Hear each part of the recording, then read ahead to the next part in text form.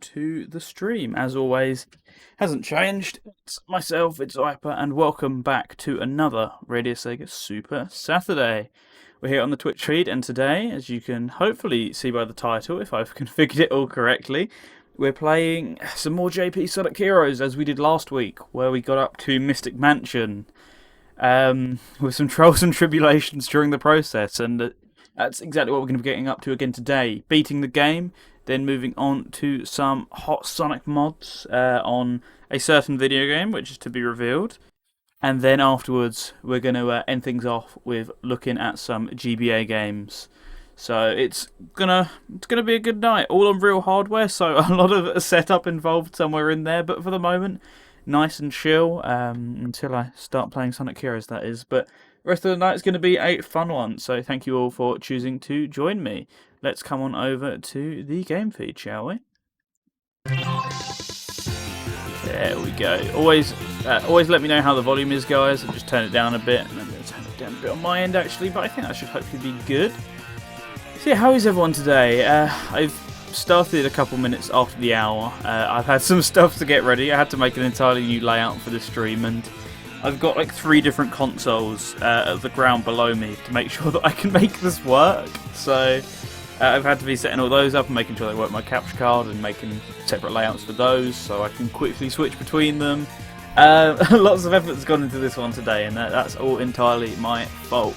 But regardless, gonna see how long we go for today. It's not as hot here in the UK as it was last week and the week before, so should be able to go for a bit longer, but I don't think we're going to make it the full way to 9 o'clock, but we shall see. Maybe we'll have enough content, and maybe I won't go hungry. Or I will go hungry, but maybe I can go for as long as that. We'll find out. So let's get on over to the game. So we're currently 76% done, which I think is a blatant lie, because we've only got like 2 levels left after this world. So, but hey, what can you do? So once again, for those of you who weren't here last week, this is the Japanese version of Sonic Heroes being played on a real Nintendo GameCube, thanks to the power of the GC HDMI mod, and it looks crispy, if I do say so myself. And I'm booting backups through the use of a bit of software known as Swiss. It's a good bit of homebrew for the GameCube. That helps me do this, because the Japanese voices aren't in the English version of the game, only in the English Xbox version. So I had to get a bit creative when I wanted to play on the GameCube. And that's exactly what I've done, just because I had a legitimate copy lying around. It was on the shelf, that sort of thing, so had to put it to good use for once. Because otherwise I'm not going to play it over the English version. But luckily it's got all subtitles, etc., so you guys can understand it. And normally doesn't bother me. For games I've played a million times, for the sake of the stream, it's nice having the accessibility of English subtitles on the screen so you roughly know what's going on. But the reason this is kind of appealing to do is because it's a bit of a meme that the English voices are awful for this game. It's early 2000s voice acting. The Japanese ones are thankfully a bit better. So they're the ones that most people recommend using, but you've either got to pirate the game or use the Xbox version. Which I love the Xbox, but you're not going to get this. You're not going to catch me playing with this good video quality on Xbox, because the component cable is super expensive for that. Maybe one day, because there's a couple bits that I would want to play that I can only do on real hardware for original Xbox, because Panzer Dragoon Auto's cool, but I can just play it on Xbox One, or eventually Xbox Series X when that happens. Jet Set Radio Future is really the only like exclusive trapped on there from Sega that I could stream on this chat. Also, I didn't know that would work, but it did. This song is awesome, by the way, one of the best in the game, if not the best. But actually no, it's not, because it's not Rail Canyon, but it can try as hard as it wants to be. Also, do let me know how my internet is, guys. I've done quite a lot of fixes, and I've cut out some middlemen to try and make it a bit better, so just let me know. I've been keeping an eye on the stream and the drop frames, etc. You know, I want to touch wood, but it seems fine so far. I am actually just going to start recording though, just in case, so let's do that right now. There we go. So this level is actually mostly fine right until the end. The end is just where it gets really dickish. The final section, so we'll see if we have any grief. It's fine with most other characters, it's just Team Sonic and Team Dark. Like, it's annoying as Team Chaotix, but it's not difficult. And as Team Rose, it's just a bit of a pushover, really. Right. Not trying to get hit by you, or you, for that matter, so I'm just going to run right past. Oh my goodness. Okay, we recovered that nicely at least. Do I go up here? Yes, I wasn't aware you could go up here. I'm so used to versions of this stage that aren't Team Sonic one. Enemies in this stage in particular have so much health. The only stage that really rivals it is like the second level of Frog Forest. The rest of them see that wall we can break through? Yes. Not really though. Which one is it? Because I thought I'd broken it. This one here, right? Oh, there's a second wall behind it. That's why. That's why I couldn't find it. Diddly squat. Oh, I need to defeat the enemy first. I knew that. Knuckles can do some levels up though, because he is currently a bit shit. There. Oh, I see. There's another crack here again as well. Wow, they're getting really creative with these so far. Disgraced Sonic Heroes fan. Doesn't know where all the buttons are in the level. Okay, I thought that was a pointless bit. My heart sank for a second then. Come on, Tails. You had it! That's the infuriating bit of that. You got through the difficult bit and you failed at the easiest hurdle. Apologies if you suffer from seizures, because that probably just set it off. If that button had moved out my way, you wouldn't be suffering right now, just saying. Oh, I've got to defeat the, there's a thingy robot, yeah, the ham one. Think of the name. The stupid hit sponges. He's not even taking damage. Really? Fuck.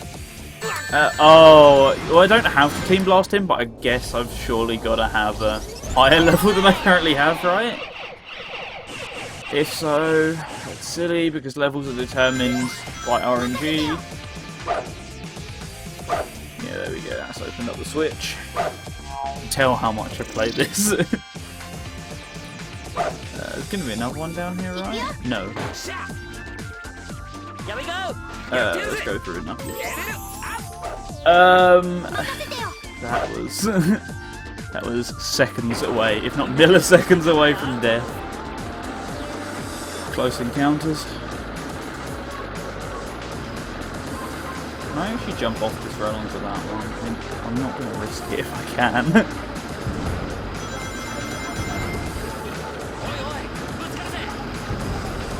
Nothing seems to be trying to hit me yet.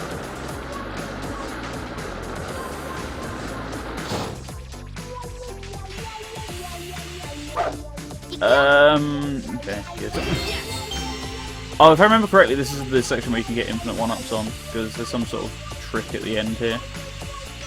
So I'll just stay in flight mode for the moment. Yep, that's the trick. There's also a third rail. Lucky me.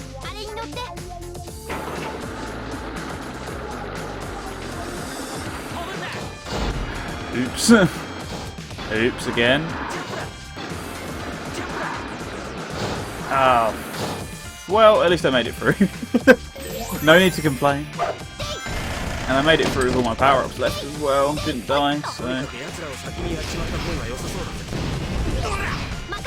Alright. Oh, I need to go into hero speed, so I bet it's going to drop me straight into a triangle jump, right? Yep. Well, not straight into it, at least I have some time to react. Come on, let me stand on the edge. Thank you.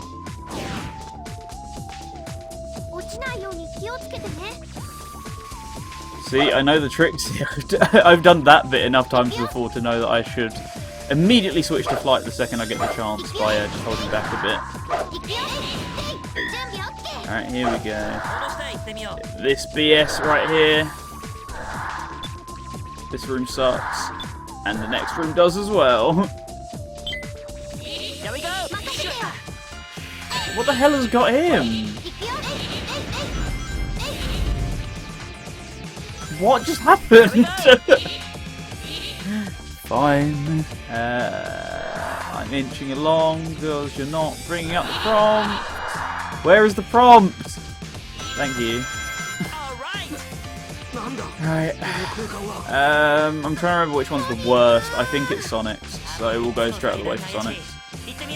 I looked away for just a second to look at chat and I forgot slippery physics would screw me there. Oh yeah, it's by far Sonic's. This section is shit. See, because that happens, but at least I recovered it.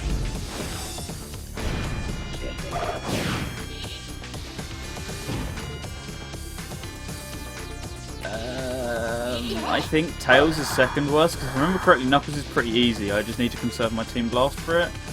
Famous last words, duh, but I don't know, I'm feeling somewhat confident this time. Yeah, this one's actually not too awful. Just gotta make sure I leave some flight. He says as he almost dies. I don't get why why the game uses such a short loop of this song. I guess they might have run out of disk space, but at the same time, this loop is so much shorter than the soundtrack version. And it doesn't make a whole great deal of sense to me. Alright. Yeah, this is the one I'm thinking of. This is pretty babby mode, honestly. So now I can just come here and do this. I'll cut it close. At least I get a mid-air jump if I do get hit off the edge in most instances here. So I consider that positive. I consider a lot of things positive today, apparently. I've been using that phrase a lot. What's up, Sonic GBA123? How are you doing today? Hope you're doing good. Glad to see you popping by. And likewise everyone else who's lurking or just tuning in as well, such as Busy. What's going on? How are you doing today? Whew. That didn't give me as much grief as I thought it did. Or I thought it would. Maybe I'm just practiced on this game now. Hasn't been that long since I last played it. I'd always avoid this game like the plague. But I've been playing it a lot more lately. Not within like the last few weeks, but over the past like year or so. So maybe that's come in practice. I say as I get to the worst boss in the game. I hate. Actually, no. What's his face? Egg Emperor's worse. But this is like the worst standard boss, and not just because it's second to last. It's just super finicky. Alright,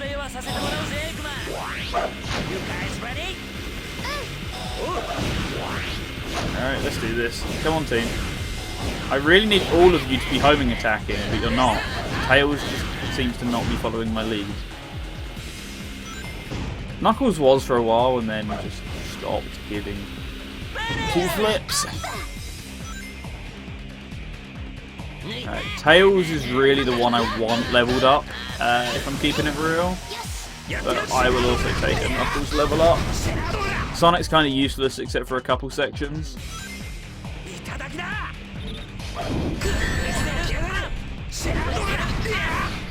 Also, no checkpoints in this stage honestly sucks. Because it could do with some.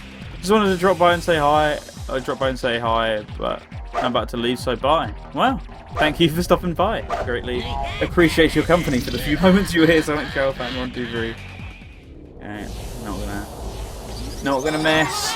Just gonna blast.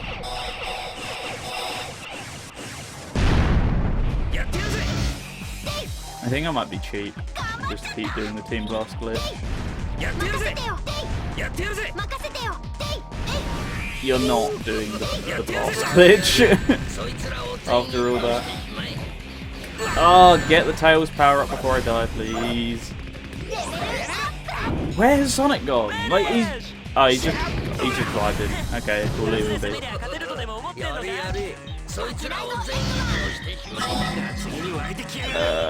Yeah, I'm not dealing with you.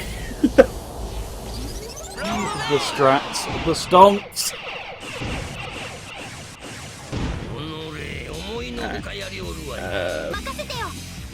Tails, once again, not really the one I need to level up for. He's level 3, so I think I can do without.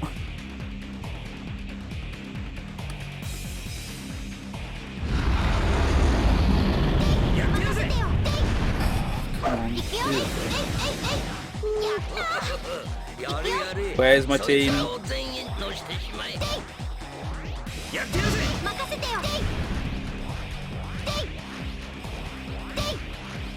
Please, I beg of you. Just do it at the right time. I'm out of rings now. This is quite embarrassing. Alright.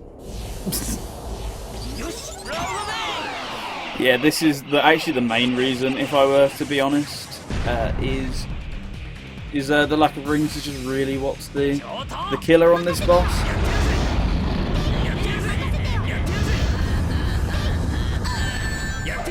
Why?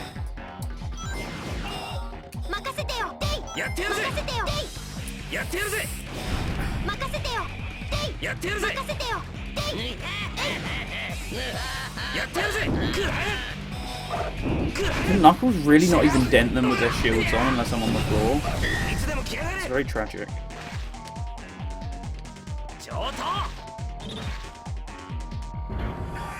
Yeah. We're just not even beginning with these like 20 health enemies. Worth a shroud of my time. Knuckles? No! Repeated Tails and Sonic power-ups. I don't even think it adds to my score if I get them, does it? Oh no, it does, but only marginally. Shame. I'm just going to pause quickly and check that. There we go.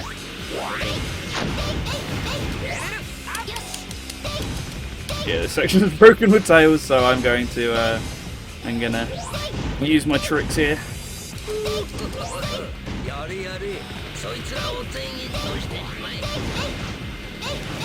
Hit him! You're right next to him.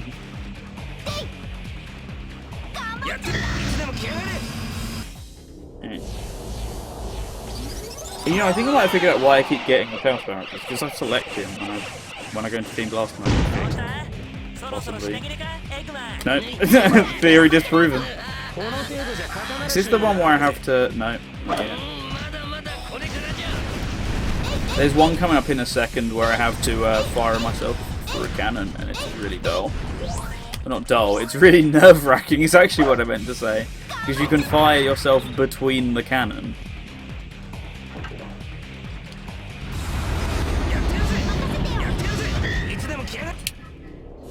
So let's avoid that. If we can. I don't actually think you can. There is a way to get your teammates like stuck in the cannon so you can just repeatedly fire them, but you know, speedrunner strats don't apply to this stream in case you haven't noticed already. Eh? Did I just not get to that section? Do you not get there as Team Sonic? Am I misremembering? I know you get there with Chaotix, and Chaotix is an easier version of Team Sonic, so I assumed you did. Or maybe not. Wow. 42064. So close. Just 5 milliseconds away. But it was still pretty nice regardless. My GameCube disk drive sounds like it's dying. This game is moving a lot smoother than I remember on PS2. 100%. And hey, what's up, Scubman? How are you doing today? From my least favourite boss to my favourite level. I love Egg Fleet. I can't complain about this stage one bit. It's a shame that this isn't the true final stage. We still got Final Fortress after this, but for my money, this should be the final. It's so epic in comparison. Just the best thing this game has to offer. Great platforming, minimal use of overpowered enemies, and mostly just Sonic. Yeah, I think the PS2 version was 30 FPS if I remember correctly, and this is 60 locked, whereas the PS2 version very regularly didn't even hit 30. So, yeah, it's definitely a great deal smoother, a great deal less glitchier. This version's just so much nicer. It's regularly considered the best version, along with the Xbox version. Can I get over there? No, game said no. Yeah, Doubly says no. Right, we'll just do this normally. Yeah, it's just some good speedrunning tricks on this, or, you know, general fast feeling Sonic tricks. It's just really what I wish the rest of the game was. Great bit of exploration around as well. It just makes me feel all warm and fuzzy inside. What else? What else is there really worth mentioning? Except that I shouldn't have only attacked that cannon.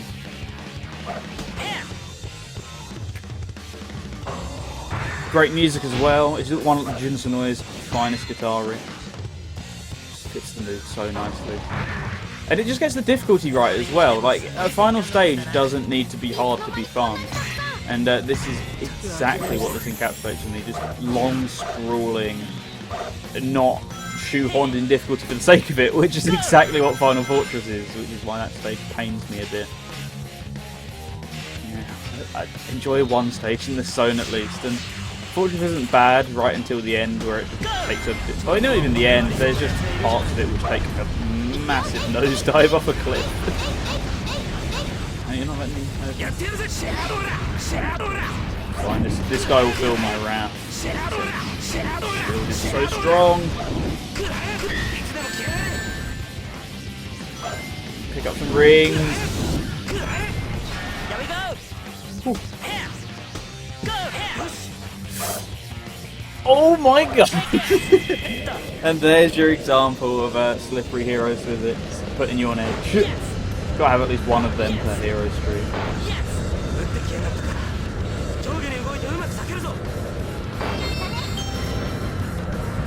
Oh, sprinkling me with one-ups now.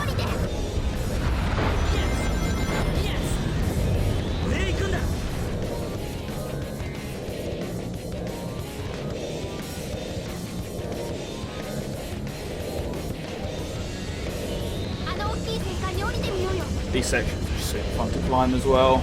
Oh, I could gush about the stage for days. Amazing. No, you got in my way, cannon. It's fine. You didn't have to let me down the way.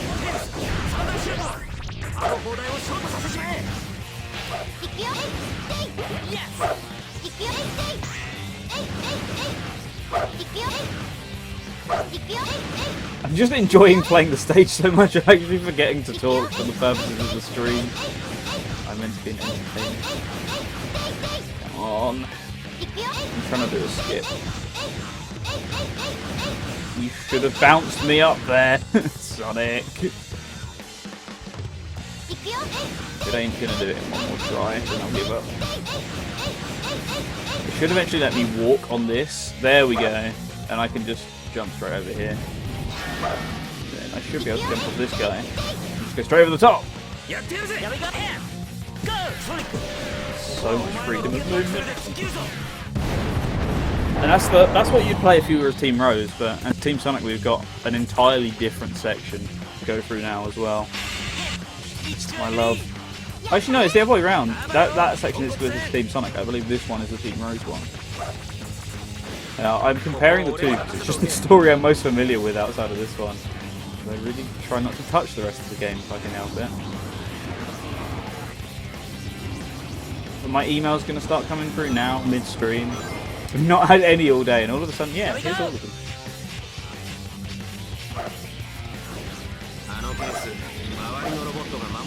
Alright, too much health on you. You find out how much you have. I'm just gonna take the plunge.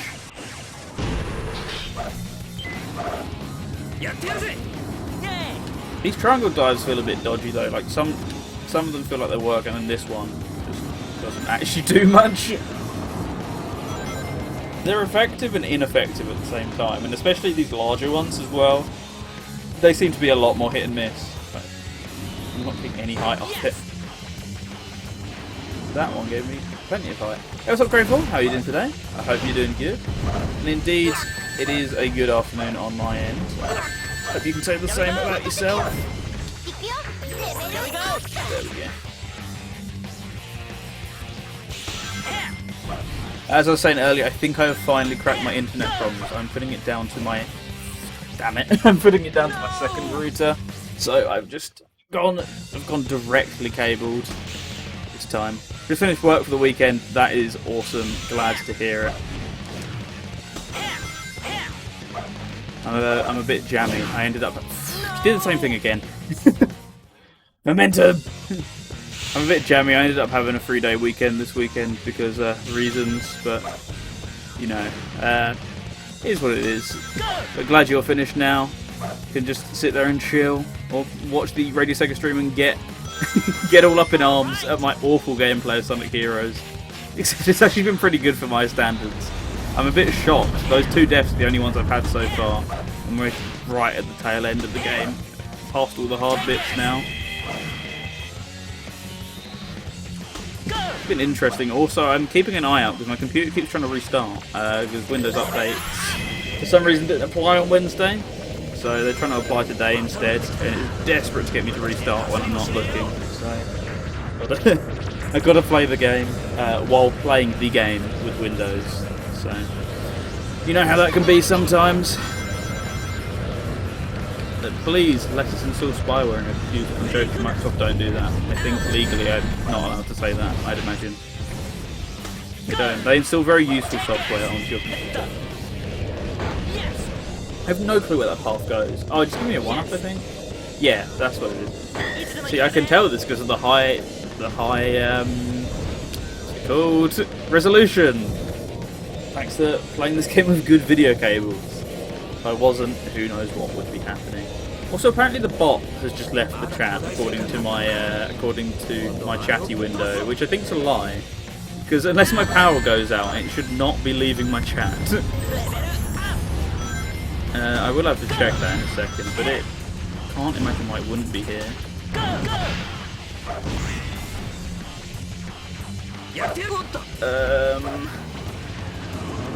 Okay. Cool. I'm out of words to describe the things that are happening in this game at this point. It's just pulling all the stops for me. I'm going to do the same thing I did last time. So Casey, how are you doing today? For some reason you're not mod. Why is that? I need to fix that at some point. Not right now apparently though.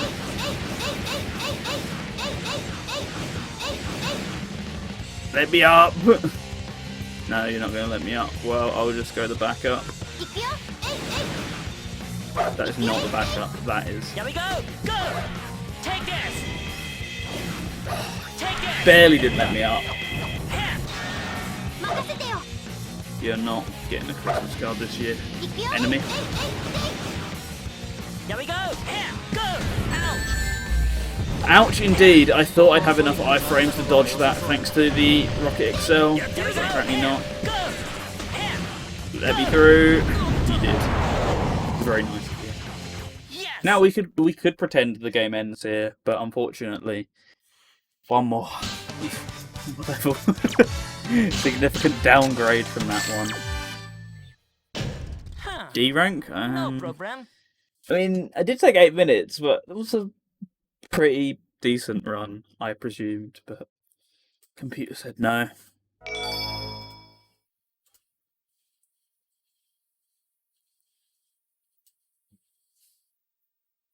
Final Fortress, this one is, yeah, it's final, alright. It's long as hell, and it has one section which repeatedly kills you, so I've got to be careful not to fall victim to it.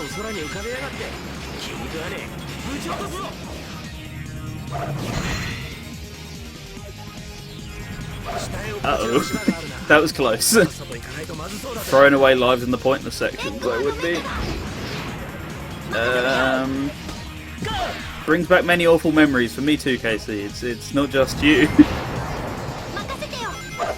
I've got some repressed memories of this game lying up there. Can I cheese my way up? Nope. Oh, that was worth a go. I think it's this one here. One of these has a spring. It's that one.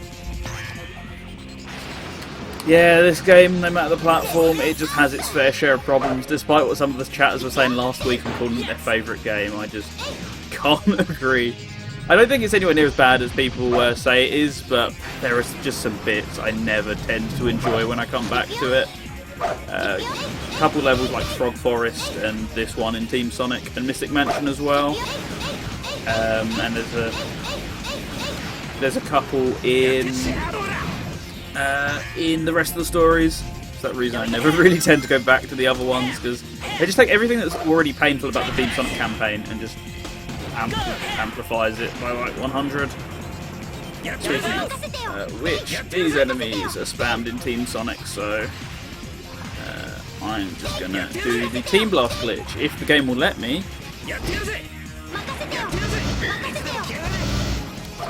Here we go. I haven't played it in well over 10 years, and that is a good decision. Most of the people I know who are in that boat say, oh yeah, well it's because I can't be bothered to pick up my PS2, and then I feel immensely sad for them that that's the version I actually played. Here we go. I mean, it's not as bad as I think some people exaggerate to be, but it's also, if you're going to play this game, just make it pleasurable for yourself, or, you know, somewhat stomachable. That's all you got to do. So they give you that key there, but that's just a talk, because there's no way you're getting through the rest of this stage without taking damage.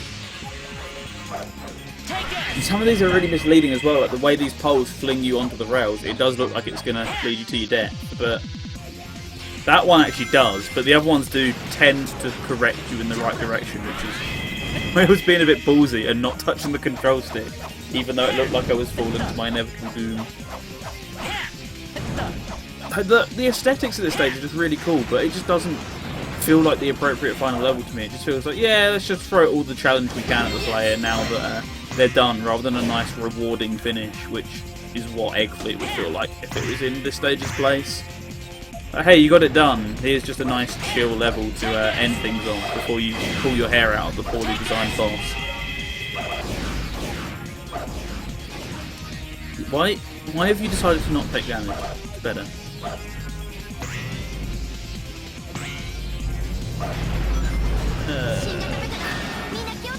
I might be able to get lucky if Tails will come back. I might be able to use him to jump up here. No, they just barely set the invisible wall too high.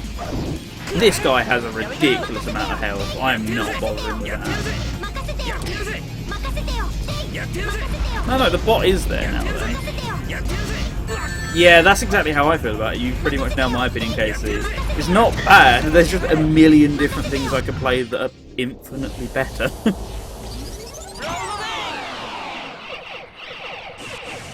That includes Sega, that even includes Sonic, it includes a lot of franchises that I would just rather play over this game. It's this section here, this one really sucks. Let's see how it can take my lives today. Oh, it forces me back to play as Sonic. Right. Literally, so that's my main memory from playing the PS2 game. I was correct. Yeah, this version, I don't know, it doesn't quote-unquote fix a lot of stuff, but it doesn't have the glitches in the first place. But still not pleasant. I still feel on edge for the last half of the game, which I shouldn't feel with any well-designed game. On edge that at any second it could kill me. Like there, it didn't do what it was meant to do. Being cautious here.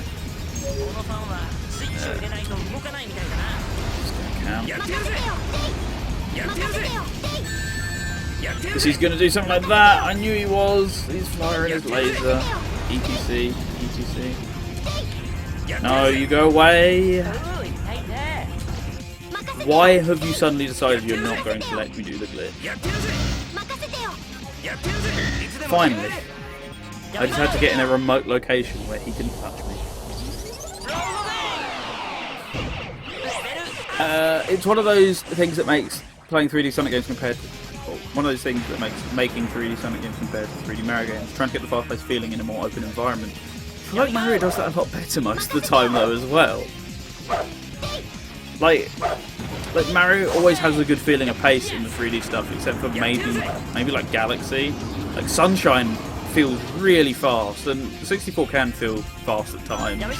The Sunshine is very heavily momentum based, which when that came out only a year removed from this, it actually feels a lot better to play as a momentum based platformer than the Sonic game released, or the main Sonic game released for the GameCube does, which is actually pretty embarrassing.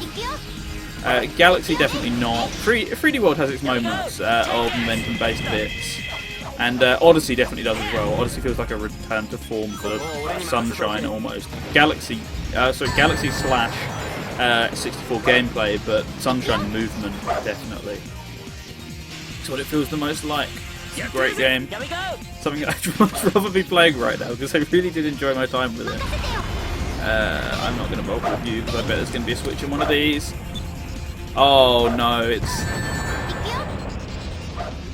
Please get the... Alright. Which one of you's got the... I can't even use my dummy ring attack unless I land on the ground, which I'm not necessarily prepared to do. Yeah, no, not that guy. These guys, however, I am sort of forced to, so...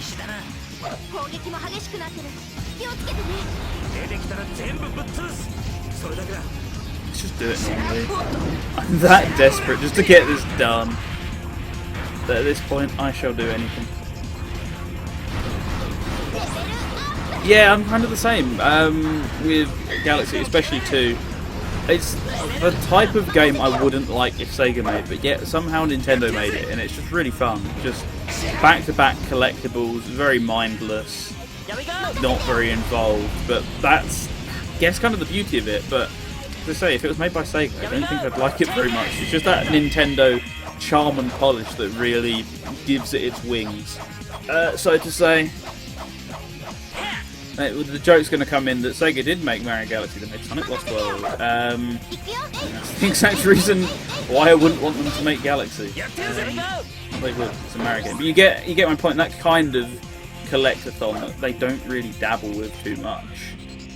In fact, they don't really dabble with the genre at all, but when they do, it's definitely not as back-to-back rapid as Galaxy can be, because the level's like 2-3 minutes, and then you're off to another world, and then another world, and another world. You're not sort of stopping around to sniff the roses like you are in most Sonic games now.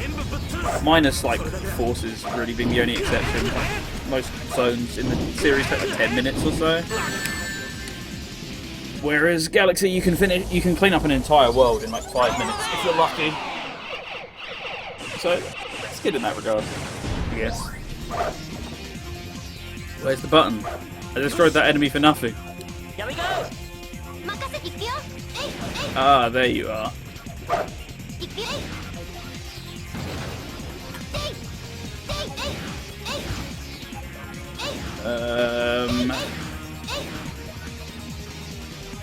I'd really like to not die, so if you could let me grab it sometime soon, that would be key. Lovely, thank you. Little annoyances like that just drive me mad with this game. I thought it has so much promise at points, and then it's just those little sections where I'm fighting for control. And that as well, I'll add that to the pile.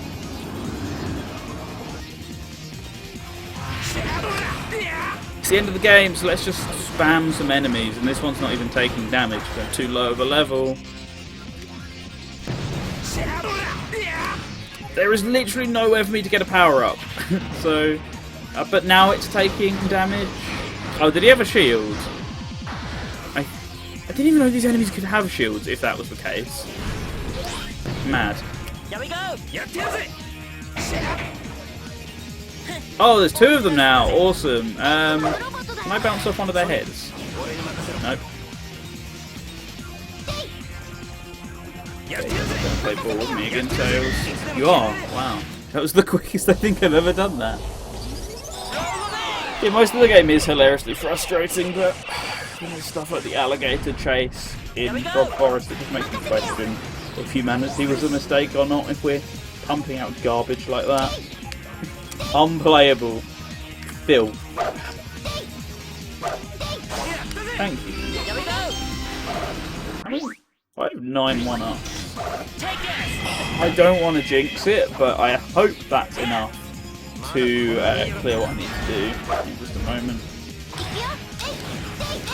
No! Yeah, I'm still confused if this guy has armor or not. Because if not, I just can't figure out a reason why my attacks are doing jack shit.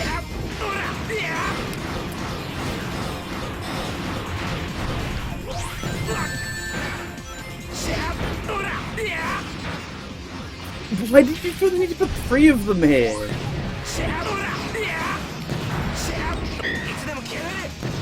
I could team lost, but it's just screw it. I was going to say it's lost all the point, but it really hasn't. When he just stops taking my attacks for 30 seconds like he did last time. Alright. Here we go. I can't do my normal tactic of just leaving myself in flight mode here because I physically do not get enough speed to continue, and I just die to the lasers.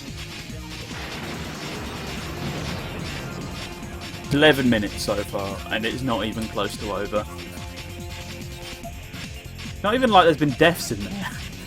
I think, if I remember correctly, it's been deaths, and if not, it's only been 1.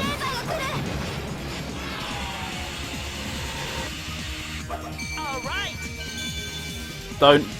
Thank you. That was gonna careen me off to my death.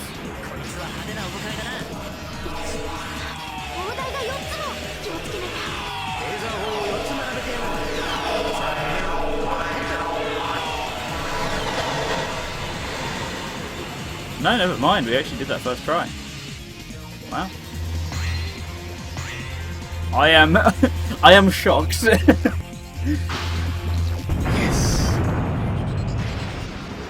Right. All I've got to do is just run to the end. I say hilariously missing the girl ring multiple times. That wasn't awful, actually. That was a lot nicer to me than that final section normally is, because rail switching in this game is one of the more hilariously broken mechanics, and often it just plummets me into a pit. And it didn't do it once. I was watching Ace Croft play the Thups Warehouse demo, and it got me thinking how good a Sonic skateboard would be if it wasn't a racer. Well, I'll have you know that that kind of does sort of maybe exist. If I remember correctly, it's also called Sonic Extreme. Not the Saturn game, it was an Xbox game. There is a publicly available prototype of it, but you need to upgrade your RAM in the Xbox, which, considering it's just a 2000s PC, isn't that difficult. But if you do, and you have a modded one, then you can play it. And I've been debating playing it for a long time, maybe even streaming it if I wouldn't get shot for doing so. But it's an interesting affair. It's really not far done. I consider it closer to an alpha than it is a beta like it claims to be. But it's an interesting premise, at least. It looks to control sort of Thups-ish, but not quite. But nothing can beat that game's control scheme. It's just unlike anything else. See if I can do the trick. Nope, he's already too far away. Yeah, so this boss just takes the cake for me, in my opinion, as the worst designed boss. Not even in any Sonic game, in any game in general. It's so bad. You get too close. You get too close, he attacks you. You get too far back, he attacks you. You kind of just have to inch along. You have to inch along at a really safe distance from him, and he just has OP attacks. I know it's like the final boss or whatever, but he is just too strong. Come on, please stick to him. Don't attack the other enemies, stick to him.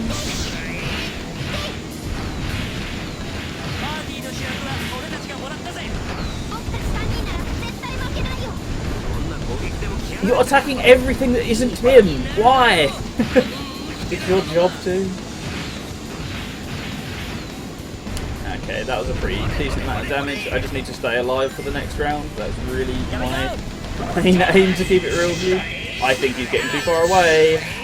Yeah, and that can happen as well. His attacks can hit you while you're in the middle of doing something else. I'm too close, so he's going to try and hit me. I'm too far away now, aren't I? He's going to charge me in a second if I don't catch up.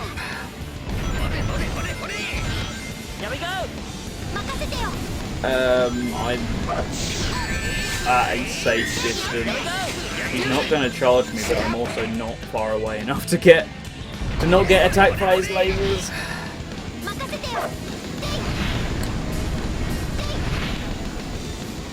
What's like a safe distance I can go from him and have him continually attack?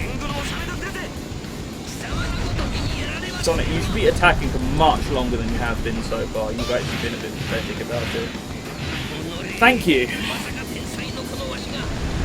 So what you're meant to do in an ideal world is you get a certain distance away from him with level 2 or 3 tails, and Sonic just gets stuck to him and he just attacks him until he dies. And you can even do that in the very first phase before you get to that circle platform that we were just stood on. However, he just doesn't play ball. So, and you're not even meant to do that. That's the unintentional way to do that boss. It's a workaround that people found. It's so bad. But even that is a chore. Just, you have to survive for 2 rounds, which is actually pretty difficult. But if you play the boss normally, you have to survive for like 5 rounds until he eventually dies off. Which is easier said than done, because if he charges you in midair, that kills you. If he hits you too many times with his stupidly difficult to avoid sword swipes, that kills you. There's just so much stuff which can kill you with so little effort, and you don't get iframes in this game, invincibility frames, when you get hit, so you can just get chain hit by him. It sucks, it's bad, but it's done.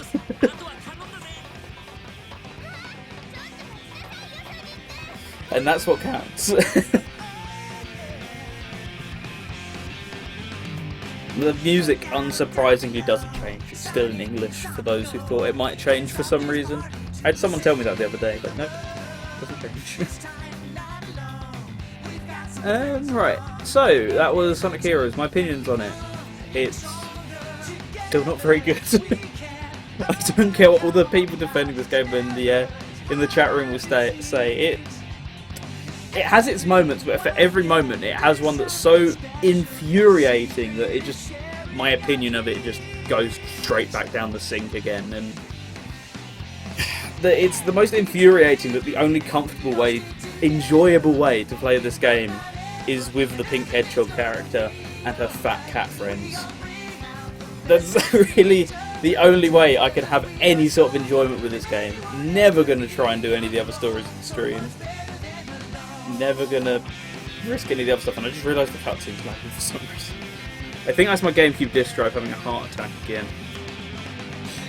Next payday is definitely going to be upgrade my GameCube day, because this thing is just not happy about being alive in general. I was streaming something else the other day, and I can't remember what.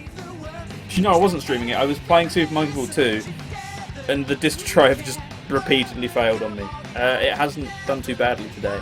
It doesn't like heat, but it mainly just doesn't like being turned on. Something which I'm very accustomed to at this point.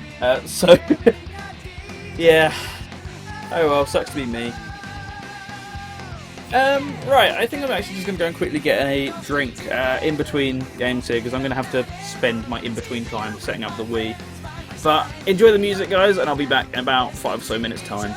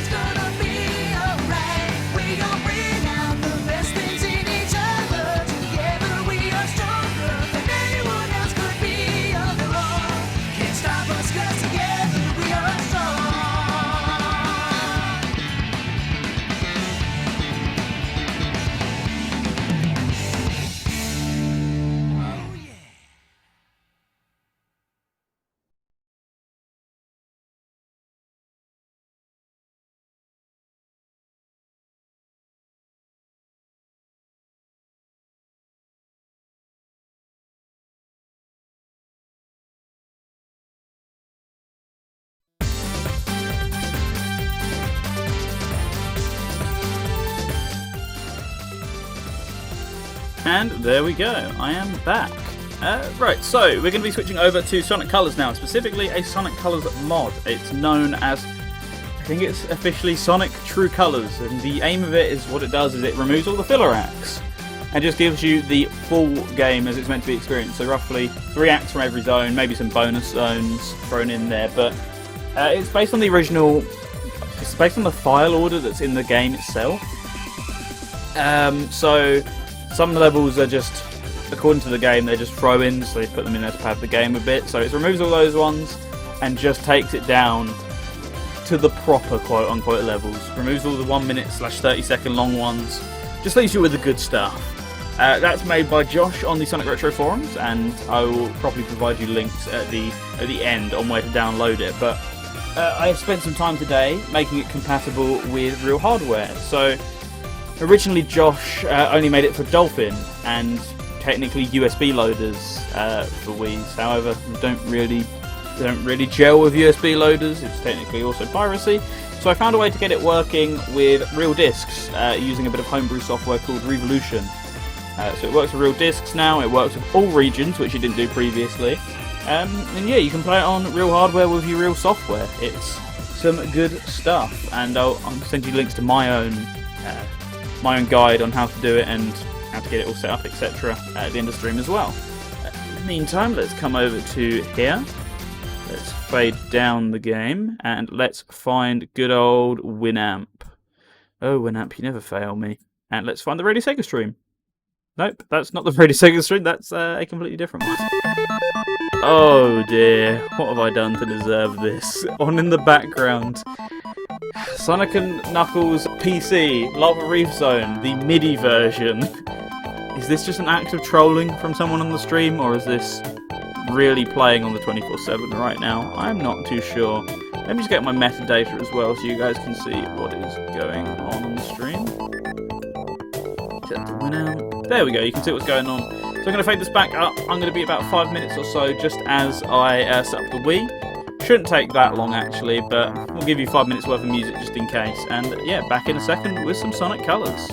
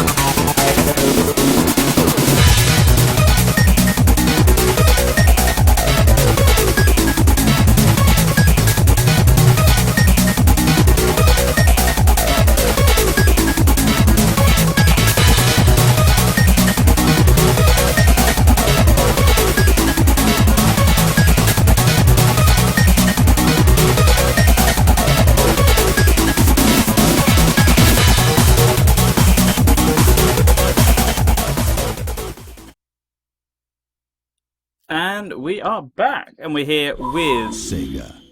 A game that's apparently way too loud. Let me fix that. It should be around there. Let me know how the audio is, guys, as always, because I'm going to need some audio balancing throughout this one, because Wii is always a bit louder than my GameCube is for some reason, but I think that's just around about right. Let me know while we do so. Let's watch the opening cutscene.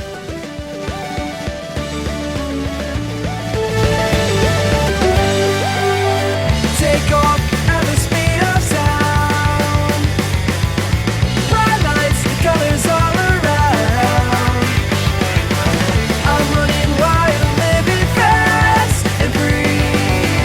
Got no regrets inside of me. Not looking back, not giving up, not letting go. I'll keep on running. I'm gonna reach for the stars, although they look pretty far. I'm gonna find my own way and take the chance on today. The sky will start so bright, the colors feel so right. I've never felt like this. I keep on running. The sky will start so bright, the colors feel so right. Just take my hand, we're gonna reach for the stars tonight.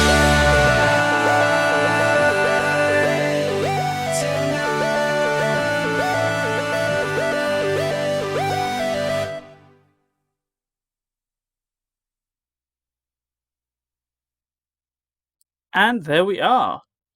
The opening Sonic Colors, which seems to be always very divisive, especially on Radio Sega. That's where it's at its most divisive, to be honest. But I love that intro, and I love the Reach for the Stars, the opening theme to this game as well.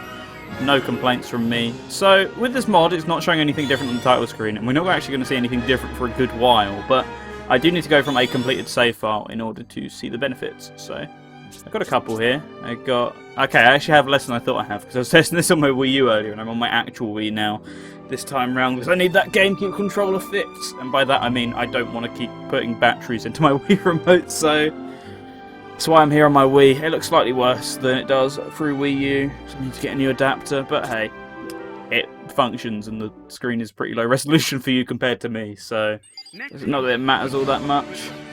But we need specifically a completed save file, not fully 100%, but just to the credits, so we can access this right here, the Egg Shuttle. That's where we truly get to see all the benefits of this mod. And I realise the game is still trying its damnedest to be very loud, so I'm going to put it down by 1. If my mouse will stop twitching all over the place. There we go. Turn it down a bit on my end as well. But you can see we got various scores from me here over the years, from various casual playthroughs, various I think some charity marathons on here as well, on my files and on my Egg Shuttle scores, because I love this game. But it's been ages since I played it, so I'm looking forward to experiencing it again the true way it was meant to be, according to the critics. But when we start up Egg Shuttle, that's when the mod kicks in. It doesn't if we play through the normal mode, but you'll start to see, if you just miss my explanation, what's going on right here. So let's get into Tropical Resort. Unsurprisingly, my favourite zone in the series. I know, you're shocked. Please, hold in that shock, because it's going to be a long one if you don't. So this game came out after Sonic Unleashed, and then it went immediately back in terms of everything. It's way slower. The boost is a lot more conserved in that there's a lot less of it in general. Very gimmicky.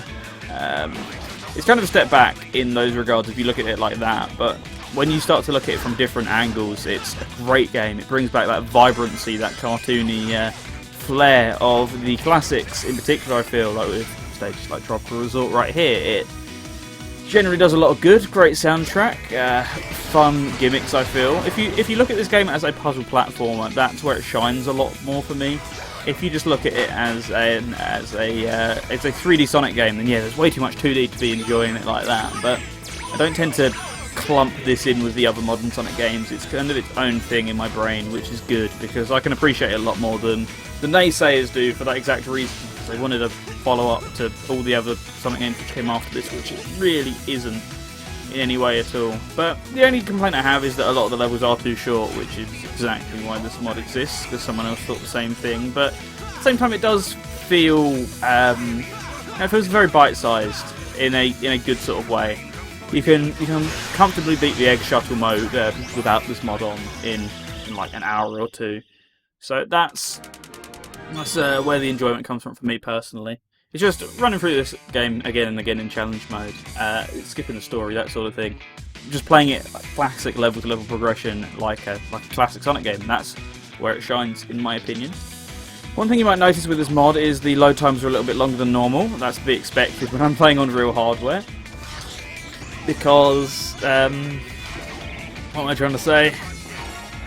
When I'm playing on real hardware, Revolution loads all of the files off of the SD card slot on the Wii. Problem with this, not the SD card slot itself, but Sonic Colors, like a lot of other Sonic Team games, uses .cpk as its format of choice. And Sonic Team games are really awkward in that they pack every single file in the game into this .cpk file. So think of it like almost a zip, that sort of thing. So the problem you have with Sonic Colors is that the entire game is in the CPK file, and that means when I want to do this mod, the mod replaces that CPK. So when it's loading the game, it's loading pretty much the entire game off the SD card, which is a lot slower than an optical disc drive. That's not the mod creator's fault, that's the designers at Sonic Team's fault for sticking everything in one massive file that's not easy to replace in any way, shape or form on the fly. I'm sure someone could write a separate homebrew program for the Wii to do that. Almost like I've been done with Sonic Forces, which still uses the CPK files, but I don't think anyone's going to put in that effort for this. So you just got to put up with load times that are like a minute longer than normal. Not a minute, sorry, a second longer than normal. Probably like a minute over the entire game. It's semi-irritating, but at the same time the trade-off for me is worth it, which is not using USB loading and using legit discs, that sort of thing. Especially when I'm on stream, it's good to be able to prove that I can do that. So this is the final act, technically now, Tropical Resort. It's a shame because we never get to hear the awesome Act 2 theme. But it's called the Act 2 theme, it's not actually the Act 2 theme, that's just what the soundtrack calls it. Don't know why, but it does. just leave them be. But aside from that, there's a couple tunes you miss, but don't miss the rest of the stages, to be honest. The game is pretty compact without them, it's pretty compact with them. They're so short and unmemorable that it's hard to create an emotional attachment to them.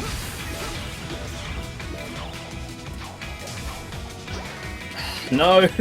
The slide in this game is super strong. It slides you off most platforms when you start it, so I always need to be careful about that sort of thing. It's very good, it even extends once you're off the platform, it doesn't stop you for the sake of not losing lives. I appreciate. This game is also pretty freeform in how it lets you progress though, like multiple pathways, which is something we hadn't seen for a while at this point, or if we had, the pathways weren't all that interesting. It feels, there's a bit of exploration, but for the most part the exploration comes in just getting the fastest time. It's a Sonic game, I appreciate that being the deal, not having to scale the level for like medals, for example, which is the immediate comparison that comes to mind. So I'll take this any day of the week over that. Overshot that, but it was better than undershooting it, which leads to my death. I learnt that the hard way when doing it multiple times during my recording session, trying to get footage of this mod. And just to prove I'm not lying to you, and we are actually playing the mod, here comes the next stage. So normally this would be Act 4, and according to the game this is still Act 4, but that appears to be the boss music. And there's a good reason for that, it's because it is the boss. Strange how things work like that, isn't it? This boss is pathetic. It's slightly more pathetic than the version which appears in Planet Wisp. My control stick went a bit twitchy, so I missed the shot, so I've got to do this the old-fashioned way. You wouldn't normally have access to the Laser Wisp, I believe, at this point, or if you would, you wouldn't have access to it in this boss fight, so this is an egg shuttle only thing. Yeah, pushover, as you can see. And we're going straight on to Sweet Mountain now. So here this mod is about 50 minutes long, or 50 minutes long for a casual playthrough, but I can probably do it in 40 because I'm very familiar with this game. Also, my Wii's disk drive is lighting up like crazy right now, because Revolution does that. To tell you when it's grabbing files from the disk instead, the disk drive lights up, which the Wii normally doesn't do, but it's going mad in this instance.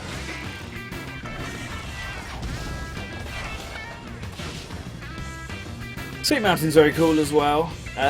All the stages in this game are awesome. In terms of aesthetics, I don't have any complaints with any of them. In fact, in terms of anything else, I don't have many complaints with any of them either.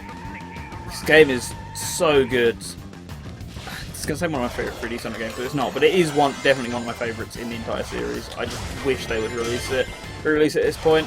Not much of a port beggar, but this is a conversation, I guess. The Sonic series, in terms of like its style Bible and its general series Bible, is so heavily based off this game. This game that's 10 years old for a console that's 2 generations outdated. Like, all the games have wisps now, which originate from this game. They all have Orbot and Cubot. They all have the wacky version of Eggman. They all roughly have the same writing style as this game. Like, so much of it is still in the series today, in the year 2020, but you know, who's the Sonic series aimed at? Let's keep it real, it's aimed at children. How old is the average child who plays the series? 10 to 12. A 10-year-old wouldn't have even been born when Sonic Colors came out. That's something to think about. And the 12-year-old would have been 2 when it came out, so not in a position to play it, and probably didn't own a Wii.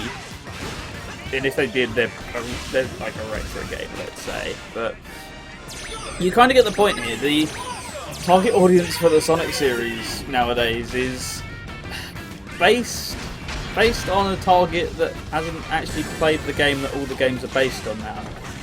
It's sort of a problem for your brand as a whole, I feel personally, and it's such a shame because this game is trapped on the Wii, and that's not a complaint from me because I'm a huge Nintendo Wii fan. It's my favourite console. I don't try and deny that. It's got great exclusives.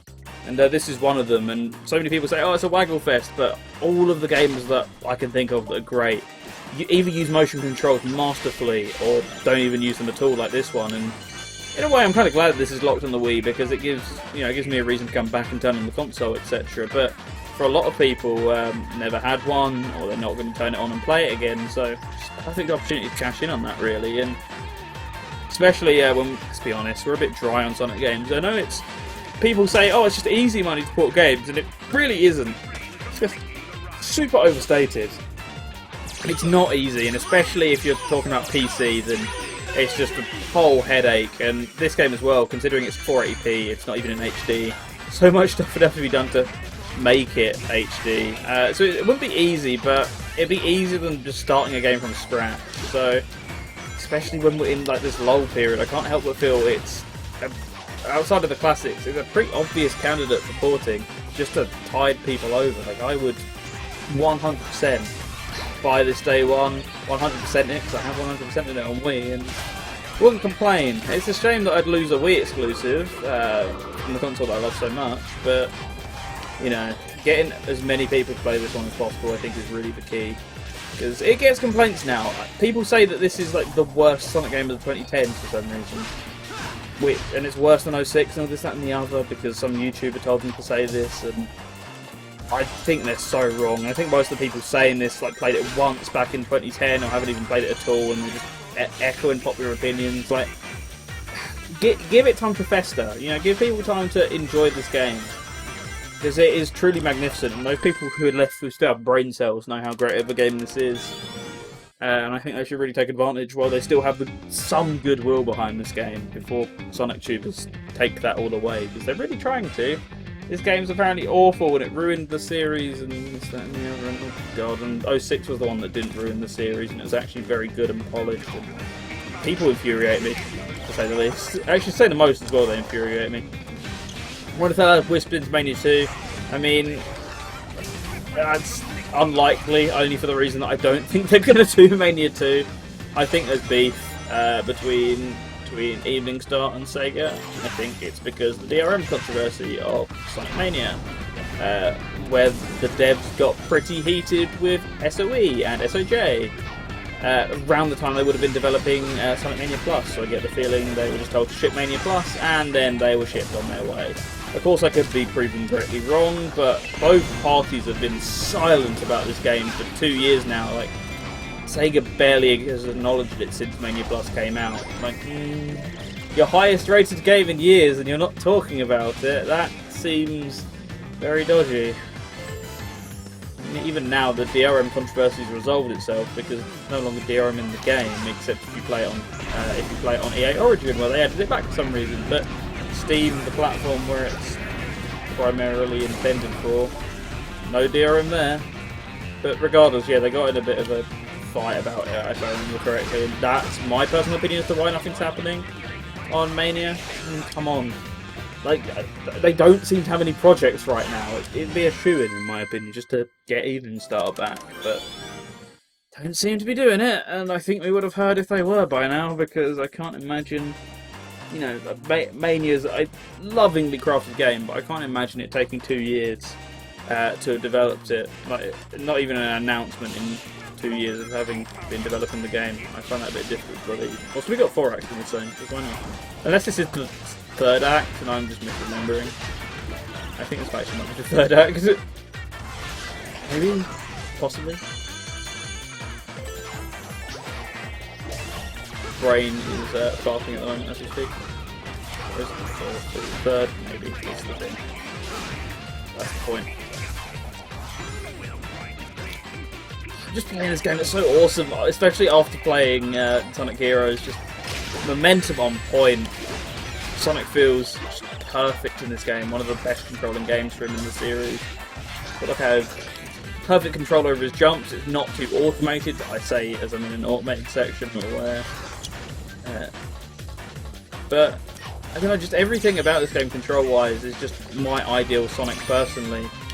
He doesn't, yes, admittedly he doesn't have the quick step normally in his standard arsenal of moves, and he doesn't have his drifting either, but I enjoy that it's relegated to specific sections because the rest of the time the game feels so fluid.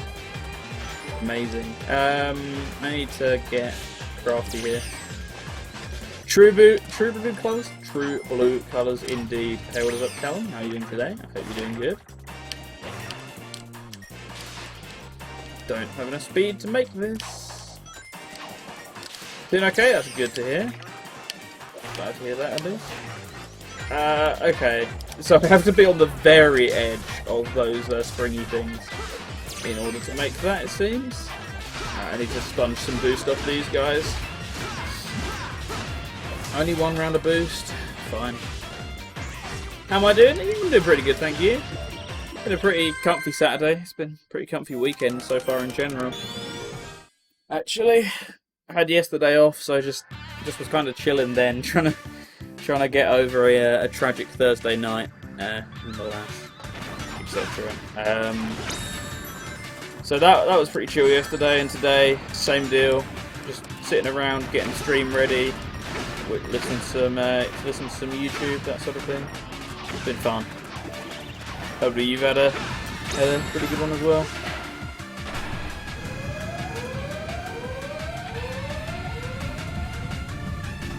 Okay, so I wanted to go out of my way there to get the Drill Wisp, because you can do double damage on this boss if you have the Drill Wisp. So I only have to face him twice if I have the drill, versus having to face him 4 times if I don't. So I save myself. It's like the double damage exploit, or not exploit, it is intended. The double damage in Sonic Adventure, if you have the Lightspeed shoes. It's intentional, but it's fun. It just makes it a lot quicker and pain-free. Can you please give me the one I want? There's going to be one up here actually, isn't there? If I just camp around for long enough. No? You're just giving me rings. Right. I need to get a little bit more creative then. Ooh, there goes my last ring. Can you please fire? Because I actually need to leave.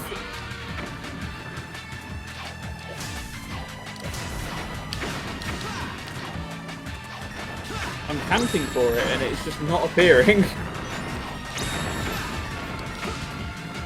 It's really awkward. I think it's meant to be this cannon here, but this cannon's just not firing at me.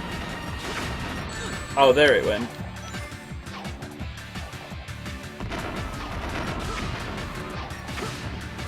Alright, I got an idea.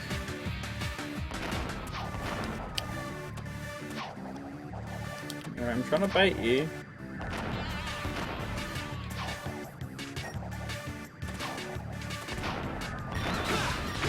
Finally, thank you. That shouldn't have taken me as long as it did to do that. I don't have any rings going into this. This could be awful. And I think it will be. Let's see if I can sponge some off the left-hand side, or if I just put them all. Okay. I got some. We're safe. Safe and good. Ooh, nice bit of lag there. Where the game's loading from the SD card. Looks so good. What looks good exactly? That is the question. Alright, I want to conserve my boost. There's one thing about Egg Shuttle is you carry over your boost on whatever wisp you have. The game does look good. Yeah, got it running through Wii to HDMI, which it's not the cleanest signal ever. Also, apparently this mod skips Starlight Zone Act 1 for some reason. So, if I remember correctly, or is it 2? This from the system. Is this system or from the computer? This is the Wii itself. This is the real Wii console running using a Wii to HDMI adapter. It's a cheapo one, sadly. It's not like one of the high quality ones, which is a shame because the high quality ones look so nice.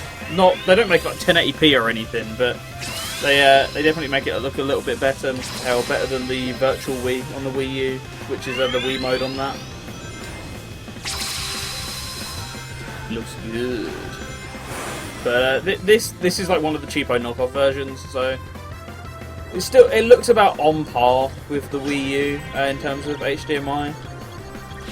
So you can't complain too much, but it doesn't look as good as either the proper posh Wii to HDMIs or the traditional component cables you can get for the Wii, the official Nintendo ones. They look a lot better than this, to be honest. Super vibrant and quite sharp as well.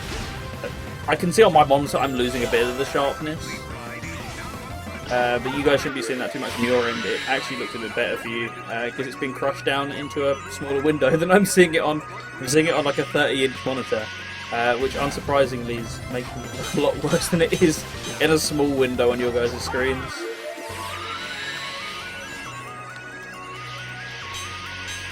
So spamming the B button here actually makes you lose your hover meter twice as fast, because being in the lightspeed dash state, which is the state you're in when you press B, for some reason makes it deplete less, I guess because you need to be able to make sure you can make it along the lightspeed trail. But you can just spam it and it runs out less quick. So you'll see me doing that quite a lot whenever I get hover.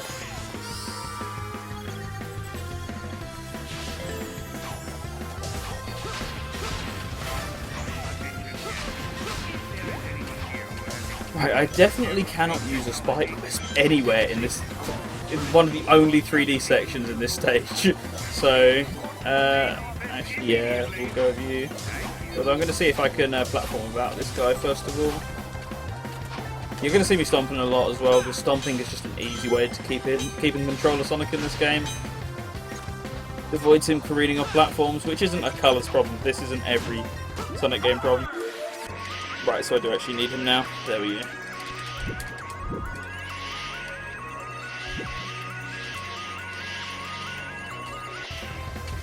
Oh. Okay. Cool.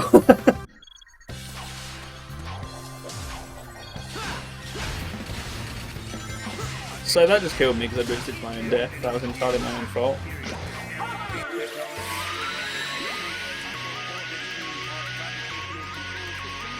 I can't keep mashing the B button while moving forward with the control stick. Problematic. There we go. This presents a problem.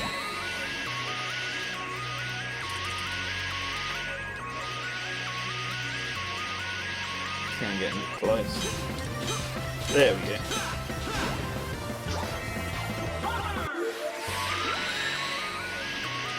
See, I told you. Look at how slow that meter is depleting now. Especially if you mash it even quicker. The quicker you mash, the less likely it is to go down.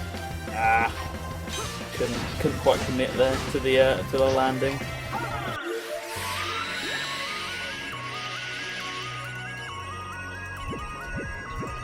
And also when you hit stuff, the meter goes down quicker, so that's why I'm bonking there. Bonking on purpose. Yeah, that wasn't Act 1. I thought that might have been, and he might have fixed the mod before I downloaded it, but apparently not. It just crashes the game no matter what happens when you put Act 1 in, which is a shame. Because I think that just takes us straight to the boss. Yeah, that's the boss. We had a single act there. Well, it's the thought that counts.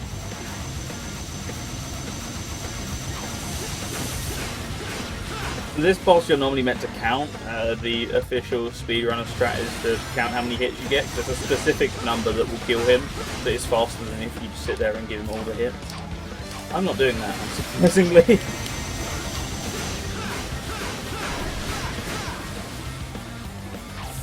Alright, he's going into the 2D section. I wish I had a laser right about now, but he's just not giving me any. There we go. So I should just need to do that one more time, and he should be dead.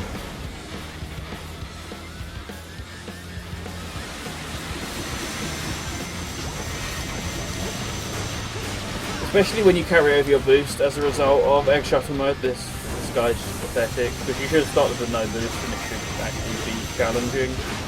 But I don't know if you're noticing, but in any way.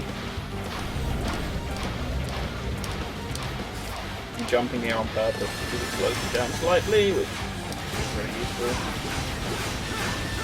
I did actually miss the laser wisp, which I do need. So I'm just going to have to hit him one more time in this phase instead. Unless he gives me one. Nope. I think that takes him down, but I'm not sure. I might need to do it on the left side as well. He looks to be dying. No. False sense of hope. I think that should be it then. Yeah, he's down for the count. 3. Very good. I'm not going to waste my boost here actually. I need it for Planet Wisp.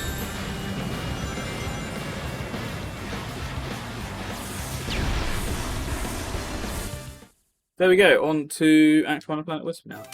Which I think is a lot of people's favourite zone in the game. Probably my second favourite, and there is some good competition here. Every stage in this game is just immense. If I had to pick a least favourite, it's Astro Coaster, definitely, but the rest of them... Actually, Astro Coaster's not bad, it's just the worst of an amazing bunch. This stage is just comfy, the music's awesome, the visuals are great. It's just nice and relaxing. Not too many threats around. And just relax. As I die because I accidentally hit the A button while I'm pressing the B button. That's just how it is in these streams, you know? You shouldn't expect anything less.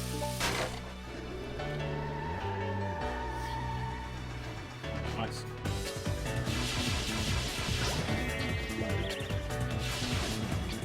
Right, let's try and do this again with more passion this time. Never with more passion. Don't give the Radio Sega audience ideas. It's a shame that they butchered this stage so badly for Generations. Like, if I was at this point in Generations, I'd be running for the hills right now. Whenever you step into the factory, that's just when you exit the level. But the outdoor scenery is the best bit in that game, whereas here, I love the factory bits. I love the outdoors bits as well, but I've not got anything on these sections. It's a great platform, and this is where the phrase for me of puzzle platformer starts to come into play. Like, it starts to feel like it around here. You're just chaining all these wisps together to achieve different goals. It's a nice bit of fun. I didn't quite make that.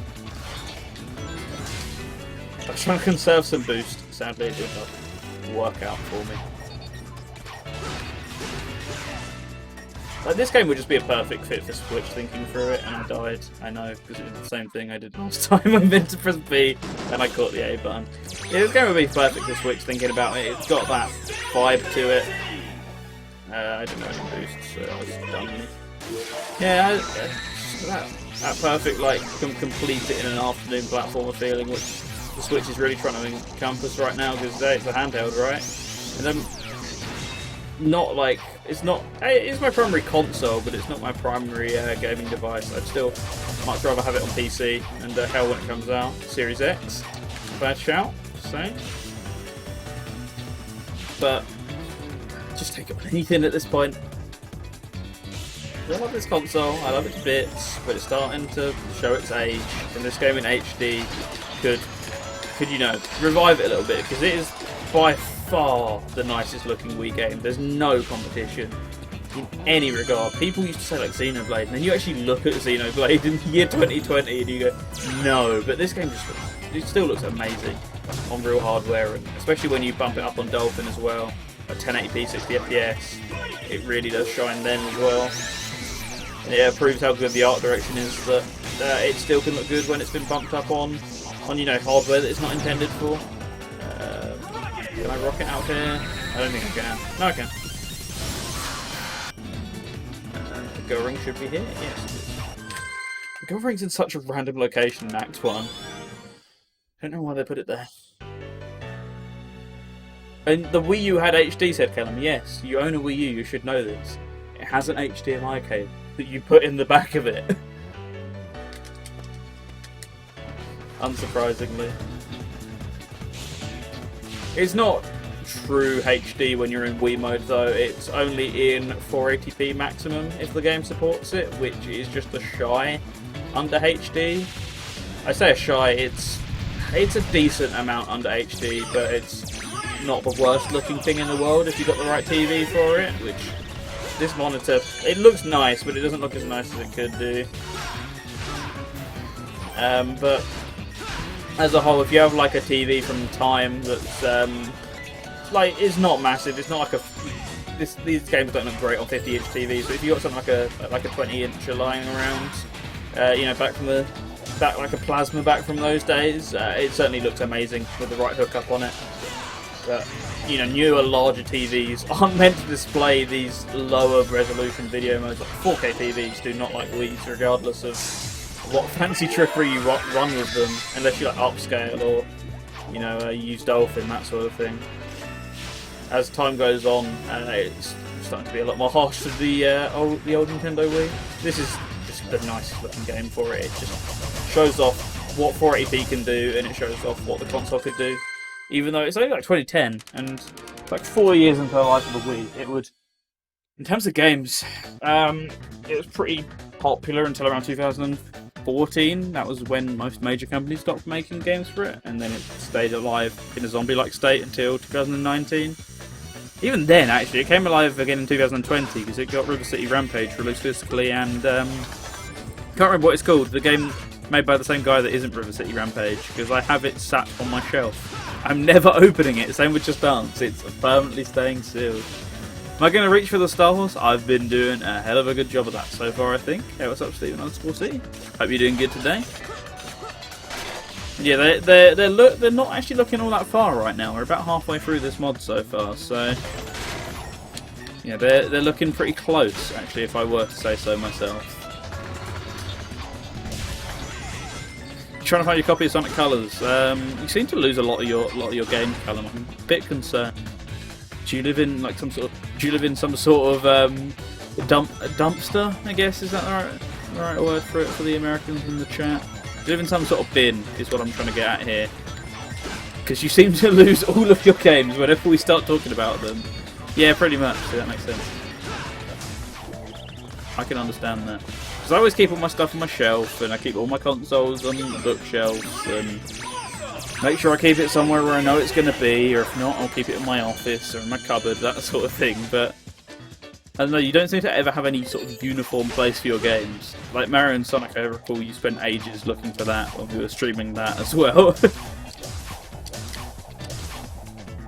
But yeah, this stage is a very nice vertical stage, which you don't see too many of in the Sonic series, really. These like really cool climber stages. It's nice because Planet Wisp has a good old variety of games. Oh, sorry, not of games, of stages, which is don't know.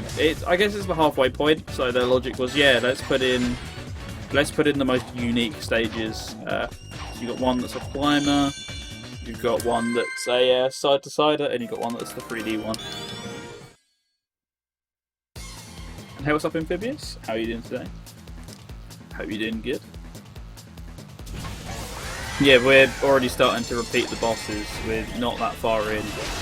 We're the 4th zone in, and we're repeating the bosses. And don't worry, it's the same for the rest of the zones as well. So, wouldn't fret. All he's going to do is little master attack thing, unless I'm quick. Come on! No! I would like to attack him in a rather proficient manner. Oh, and now I get the spike. I get the spike twist that I need as the stage finishes. My luck.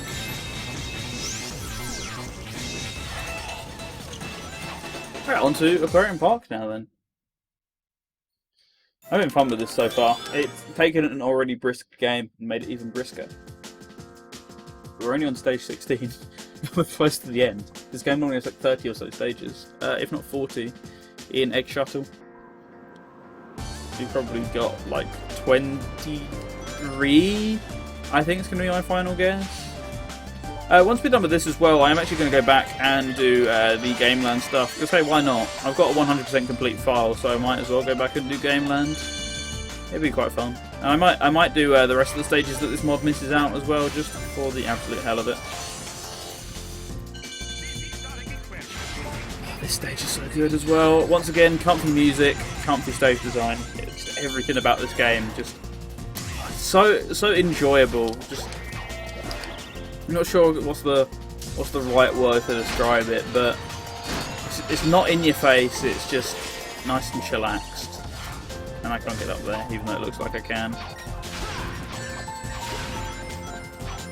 So relaxing, and I'm using those words over and over again to describe it because there's just no other Sonic game that just put it on, don't worry. You know, you're not got to sit there and feel concerned that you're going to get dropped into a bottomless pit because of momentum, or that there's going to be a giant alligator chasing you, or there's going to be lasers all over the place trying to mow you down. No, just turn it on, turn off your brain, and enjoy the music, and then enjoy the stage design and the puzzle gameplay. And yeah, when you think of it like that, nice fun game. That's the reason why I don't complain about this one as much as most other people do. I need to go down here. Thanks. I'm out of boost though. I require boosts, so game, if you're feeling generous, you could give me some enemies to push into this box. Nice timing, although it didn't give me anything, and now the box is officially trapped in a corner, so I'm just going to teabag for a bit.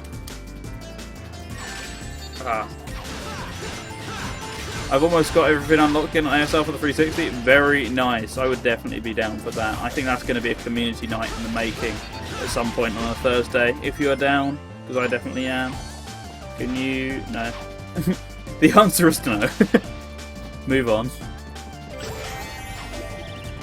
Always down. Nice. Yeah, I think I still have an Xbox Live subscription, so yeah, just let me know. But I would be willing to stream it on Thursdays in particular. And Weemfire, yeah, I can definitely help you get that set up. Oh, I didn't have any boost. I always go for that skip, but it does require boost, so I need to be a little more cautious. But it's not like I'm short on lives, because this game is pretty generous with them for the most part, and this is not that generous with them. It's about your average Sonic game, but the difference is I don't lose them as much. Where's my drill? There you are. Although I don't actually need the drill, because I can just press straight to the end. I need to figure out how to do it, and then wake up early enough to use my computer before my dad has to start work. Yeah, it doesn't take that long. From memory, the computer method, as long as you have a homebrew channel already installed, there's just a little program you can stick on the SD card that does it all for you. I could have gone backwards there because it is slightly quicker and less painful to go backwards. Barely dodged that. I didn't have enough boost, so I had to start boosting late. I forget. This is Act 2. Yes. I'm having an in-depth conversation with myself. I was trying not to die. That was never gonna end without tears. It's difficult to keep track without the title card telling me exactly where I am. It just says, hey, you're in challenge stage blank, which technically alright. I am on challenge stage blank. That doesn't help me to know which zone, which stage. And it's even more thrown off of the mod, which just cuts half of them.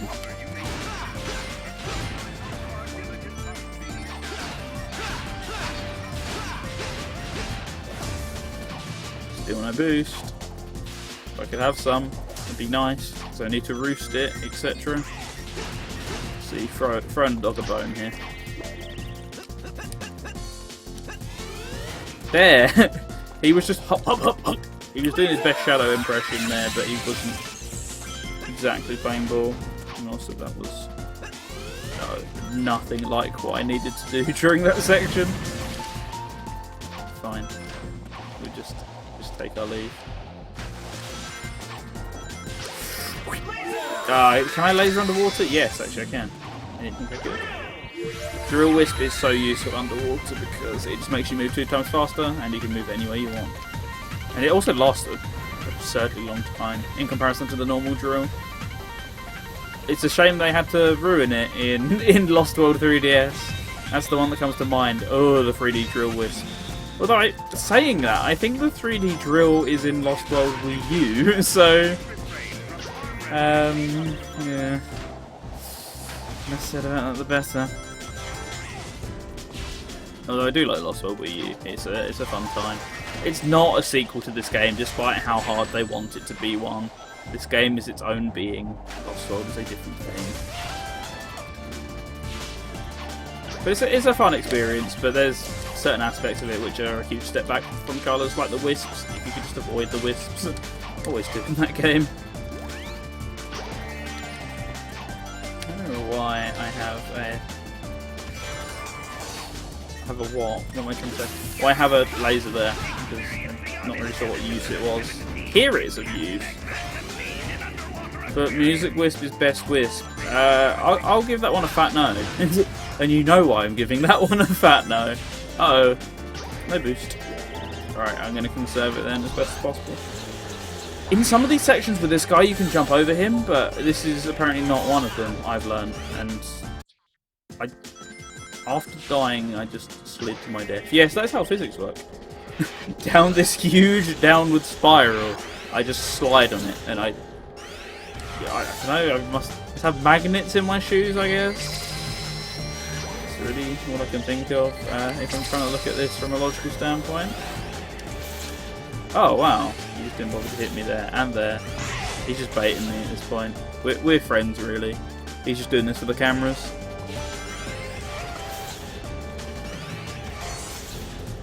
There's some of these I just don't need to boost for, so I won't bother. Unless I do and get smacked in the face, in which case I will bother. Yep, see?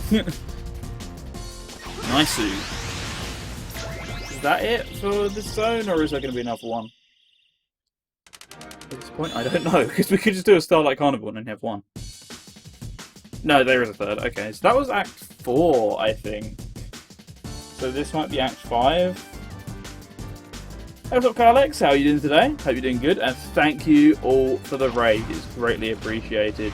4 lovely raiders coming over to the stream. I'm falling really slowly to... I'm falling really slowly to not support us. I don't know what I was trying to say there. But thank you very much. Hugely appreciated. I can drill to my heart's content now. I'm not sure if there was an intended path, but if there is, I've just skipped straight past it. And yes, if you're just tuning in, this is the Radio Sega Twitch stream. We are currently playing Sonic Colors. It's specifically a mod for Sonic Colors known as Sonic True Colors, which restores the original intended level order for the game. It's made by Josh on the Sonic Retro forums, so feel free to give that a download if it if it sounds interesting at all to you. It sounded interesting to me, and that's why I'm currently playing it here. I only dropped a couple days ago, if memory serves me correctly, but I knew I had to do something about it on the stream because Talos is one of my favourite games in the series. And yeah, it's going very well, thank you. Very chill playthrough so far. Not had too many trials and tribulations really. It's been fairly bog standard, which is all I can really ask for when doing a live stream. It's not too stressful of a game, which Sonic Heroes was, which we just finished playing. I'm on a bit of a sidekick this weekend, and I technically was before because we were playing the Olympic Games a couple of weeks ago. But definitely going to be a lot more variety in the future. Going to be playing a lot of different Sega franchises on my streams, which will be every Saturday at 4 PM UK time. Other times you can catch other streamers on the channel, such as the ever popular Ravseeg and Grey4 as well, and potentially some more in the future. But it's always me on Saturdays, except for next Saturday, the Saturday after. Right, I haven't done a very good job of advertising. But yeah, lots of different franchises going to be doing at some point. After this, we're going to be playing some GBA stuff as well. All different kinds of games. The Sega release for the console. Maybe even some they didn't. Who knows? Ooh. It probably is, though. Not going to kid myself in any way. Is there a semi kind of boss at the end of this one, or did they get rid of it? I don't recall. I recall this being one of the. Actually, no, this is Act 6. Yes, this is Act 6. Why did you send me all the way to the top? And also, why is the music so quiet? I know we're underwater, but it feels a bit excessive. I'm going to run out of air in a second because the music has actually stopped. Nice. There we go, and speaking of reused bosses, here's another one. Yep. I was like, wait, is it? Or is the music not starting? Is it frozen? Oh no. But no, it is here. So I need to fish around a bit for a drill wisp missile. These ones here. It'll be another yellow one like we had before. And I need one of those in order to get my drill, which will make the boss fight twice as quick. I really need you to come up steeply, because otherwise you're not going to make it past that missile. Oh, never mind. Thanks. I got one through. Game was struggling to load the drowning music there, but I could feel the writing on the wall, so I made sure to make a narrow escape. Right, Eggman, where you at? Even though you're not Eggman, you're just one of his minions. There he is. Also, you can infinitely stomp in the air, which I enjoy. It's another one of those moves you can spam when you're bored in between phases, which is a Sonic game staple. Don't spoil his cover. Look, something's got to be done, Callum. That can't be helped.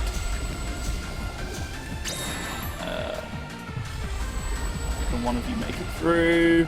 Oh, it's gonna be the drill. It's not gonna be the drill.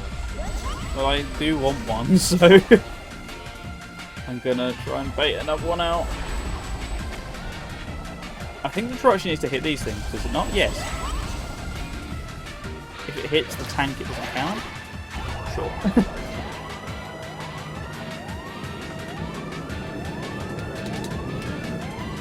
Right, it's all over for him. Oh, he's down here now. He's had a change of heart and a change of mind. More importantly, a change of tactic. We're not going to let him get away with it for too much longer. Although he is giving me the runaround, and my drill is running out. Please, yes. I couldn't have delayed that anymore if I tried. Can you die quicker? Like, that's not a phrase I ever want to use in my life, but if you hurry up, I've got things to be doing. Good stuff.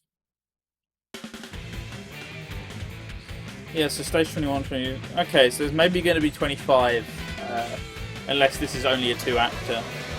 Which, thinking about it, it could be, because the acts in Astro Coaster are pretty short, except for Act 1 and 2, if I am correct in my thinking.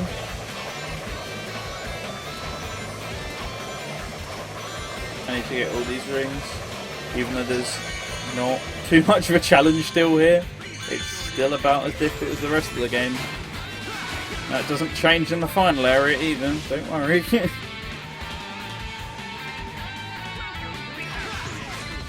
And one thing I'm glad about with the egg shuttle as well, which we're going to see after we beat the game, is there's actually no credits, which is nice because one of my pet peeves in gaming is interactive credits, and this game has them, and it has really bad ones in my opinion. Don't get me wrong, I love a good credit sequence in the game, but the interactive credits are a little bit too much in Sonic Colors. They last about 20 minutes. That's 20 minutes of watching the credits and it requiring you to play them, and gameplay's really tedious. It's just, hey, run around as Sonic and cross the blocks. Yeah, I'm glad it skips them. It's one of my least favourite parts of revisiting Colors, is having to sit through the credits again. Because, say, I don't mind sitting there and reading the names, but I hate when it forces me to play them. And it's just all a bit boring. I'd rather put the controller down and gawk at the people who made this masterpiece. It's one of your favourite parts of Sonic Colors. That explains so much, Alan. Son, I feel like I'm learning a lot about you this stream. That's why you purposely lost it, because you just didn't want to play the amazing credit sequence again. This is one of the only instant death bits in the game, and I just fell into it because the game sent me onto the wrong asteroid. There's a set sequence of them that you need to homing attack in order to survive, and the game dumps me straight in front of them. I should have said it's one of the only threatening pits, because there are other pits, but it's one of the only ones that actually poses any sort of challenge, because you need to make sure you're homing attacking the right ones. Which I shall now proceed to do. There we go, that's better.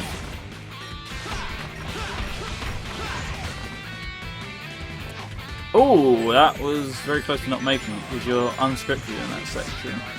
One of the only places in the game where they give you control of Sonic. Okay. Do you know what? Just leave it. Gobble, gobble, gobble, gobble. Alright, we out. There's another one here as well, but this one isn't as bad, because at least if you fall, you have a good chance of falling onto that planet there. Whereas the other one, you just fall straight to your death. Who have we got playing? This is myself, the Green Viper 8, because Green Viper 8 was taken everywhere. You can see my socials in the corner, right at this second actually, looking at the... and yeah, the Rail Shooter and Smash Melee was fun, and the Smash games are one of the better examples of interactive credits, but in the case of Smash Bros, where you need to beat the classic mode as every character, doing that 20 times does get a little bit boring in a row. The best interactive shooter was probably, or the best interactive credits from Smash was probably Brawl, in my opinion. It was a little bit more involved than the Melee one was, but I enjoyed the one in Melee as well. And then they just got kind of bad in Smash Ultimate. Oh, not Smash Ultimate, sorry, Smash 4 was a bad one. Where it does the same thing that Sonic Colors does. It goes, yeah, just beat up the blocks as the character you're playing as, and Ultimate just goes back to the shooter. Again, they just didn't bother trying to fix that idea.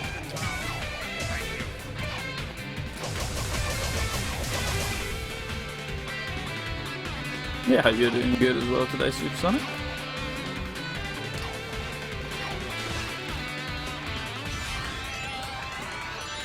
I'm glad to see as well, one thing I'm very pleased about in chat is that you guys are all respecting the correct spelling of colours. Also, if you don't homing attack there, you die. Fun factoid. The game doesn't tell you that until it's too late, you just need to know that that's a thing. Yeah, all of you are spelling it the correct way, which I like. This mod spells it the incorrect way, and the creator has let it be known that he doesn't want it spelled the correct way. So, I'm thankful that all you guys are going against that decision and showing how it's really meant to be. Yeah, exactly. You're British, so that's how you need to do it. You spell it the wrong way, Callum. You're also British. What do you mean? And yeah, it's the wrong way in the title, because that's technically the official title of the mod. It's also aluminium. It's not aluminum. Aluminium. So you've got all the correct opinions today. You're all friends. I didn't know if I was going to auto-scroll with me. Did they? Oh, this is a lot of boring waiting, this version. Mobile, not mobile. Do you know, I've never actually put 2 and 2 together and realised that Americans say mobile until now. Yeah, as I say, Callum, that's the correct title of the mod itself. The creator has let that be known. I, however, don't believe that is the correct spelling of Sonic Colors, and I have been very vocal about this in the chat rooms where it is appropriate. Nice. Right, might that be it? No. Okay, there's one more. So, it's looking like stage 25 will be the final one in that case, so we're not all that far from the end. 6 o'clock here as well. Not too bad.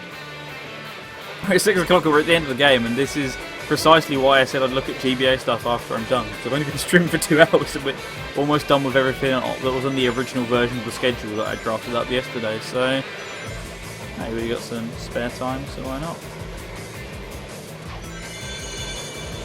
So I think when I go back to all the missing acts as without the egg shuttle mode in just a second, I'm going to go back and play Supersonic. Just 'cause, hey, I got it on this file. Might as well flex, and it does change the. What am I trying to say? It does change the level design slightly when you play Supersonic, but no, you win some, you lose some. I just want to show off the blue boy. This is just is this the one that's just roller coaster the stage, or do I actually get to play it for? Oh no, this is the one that's Purple Vortex the stage, and not Purple Vortex in the Wisp from the DS version. I mean Purple Vortex is in real life ones. Get out of that bit as soon as possible. Also, Cat Killers. They make a brief appearance, I think, in this stage and this stage only, and then they go away again. I'm swimming up here for some reason when I could just do this a much quicker way and jump on the springy things. Make my life difficult. I'm an expert of it.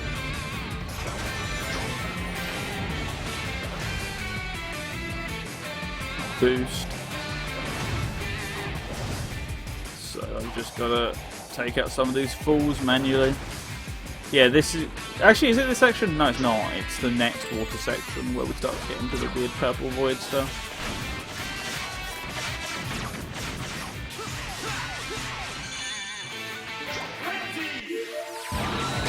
Frenzy just is not friends with the Wii. It lags so badly. And even worse when I'm loading this game off the SD card, thanks to Revolution.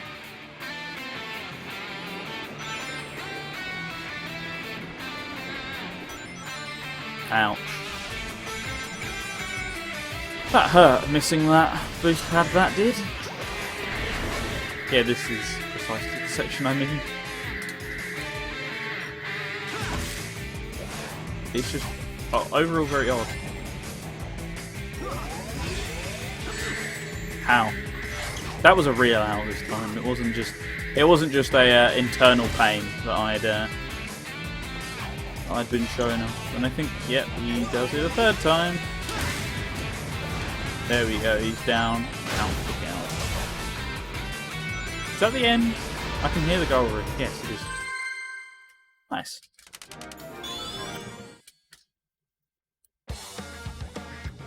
Right, final reuse boss, and then we're on to the final zone. Apparently I've got post at like 5 o'clock in the afternoon. Actually, no, 6. Did just say it was 6. We got post at 6 o'clock in the afternoon, which is a game I intend to stream at some point. Very interesting. Nowhere normally delivers at this time of day, so I'll go and check out what that is in between games, because I need to go and get a drink anyway, once we're completely done with colours.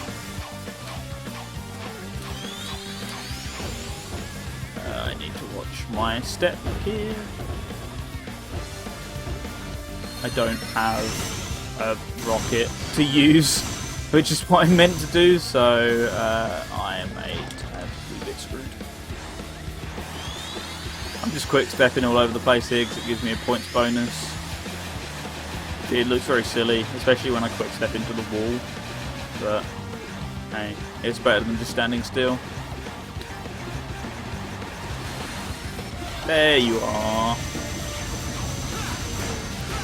Right, this turret can stop. He's getting on my nerves. Did I say you could shoot me? Oh, we're not even shooting the turret this time. We're just going straight for the eyeballs. Hit him between the eyes, where it hurts.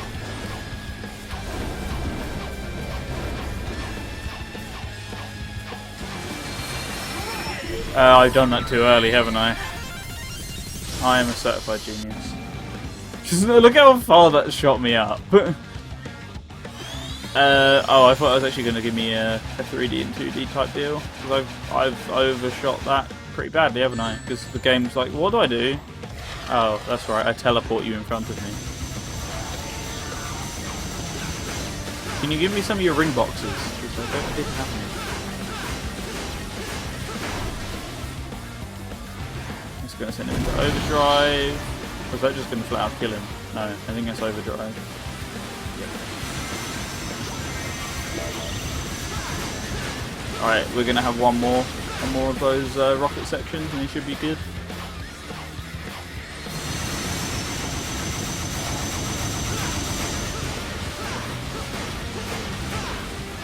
Such a hit sponge. It takes so many hits before he just eventually gives up. Like, he's been on final health for about 20 hits.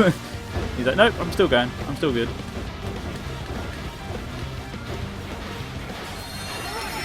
That's better. That's what I intended to do the first time around.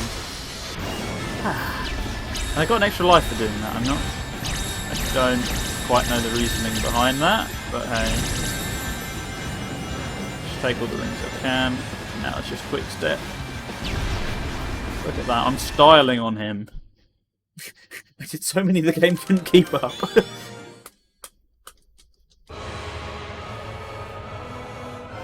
Oh, are we just going straight to the boss? Why? That's a very weird decision in my eyes. Considering that Terminal Velocity Act 1 is really good. Okay, sure. I guess we're going straight to the final boss and then calling it quits. If we don't even play the final act Terminal Velocity, I would be very mad. Also, most people don't know that, but you could get an extra hit on him if you boost him. It makes him go down a bit quicker. This Phase 1 music's good, but come on, we all want to hear the Phase 2 music. Let's keep it real. But this is minus like 1 or 2 of the Wisp variations you can do, which is like the spikes and cube at the same time. These are all pushovers, but spikes and cube might come along and just screw me out of some rings. That looks like that's what he's doing actually. Nope, it's laser. Laser one if you have awful reaction times, or just a TV with a lot of input lag is bad. Oh no, actually Cube Laser's pretty bad, I forgot.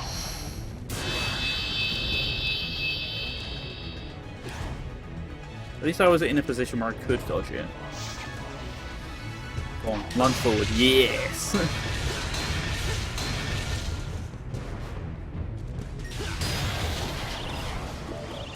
It's getting close. If not... Actually, no, there, this is so good. So good. And it's the one that everyone remembers from this game, more than anything else.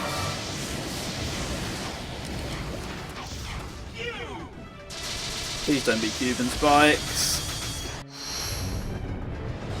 Nah, it's just Cube. A very fast and difficult Cube, but it was still a Cube regardless. He normally gives up laser by now.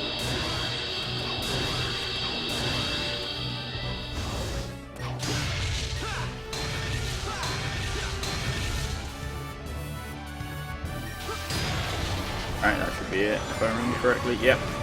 Final colour blaster. This game just slaps. Oh yes, I love this engine. Come on, team. Let's do it. And the fireworks as well, which I copied in Lost World and made a lot worse. Bang. He's dead.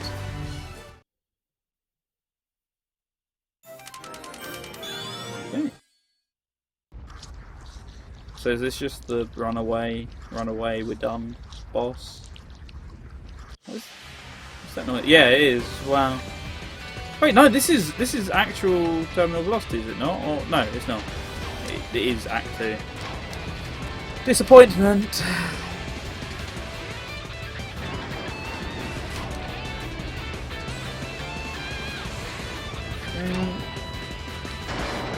This section you genuinely do not have to hold the controller. I have put the controller down to prove how difficult this is. Yeah. Huh? Oh, are we just playing the rest of the stages now? Guess we are. Okay then. Oh wait, I get what's going on. Oh, because he said in the README notes that it was intended to have 3 acts per zone and some bonus levels.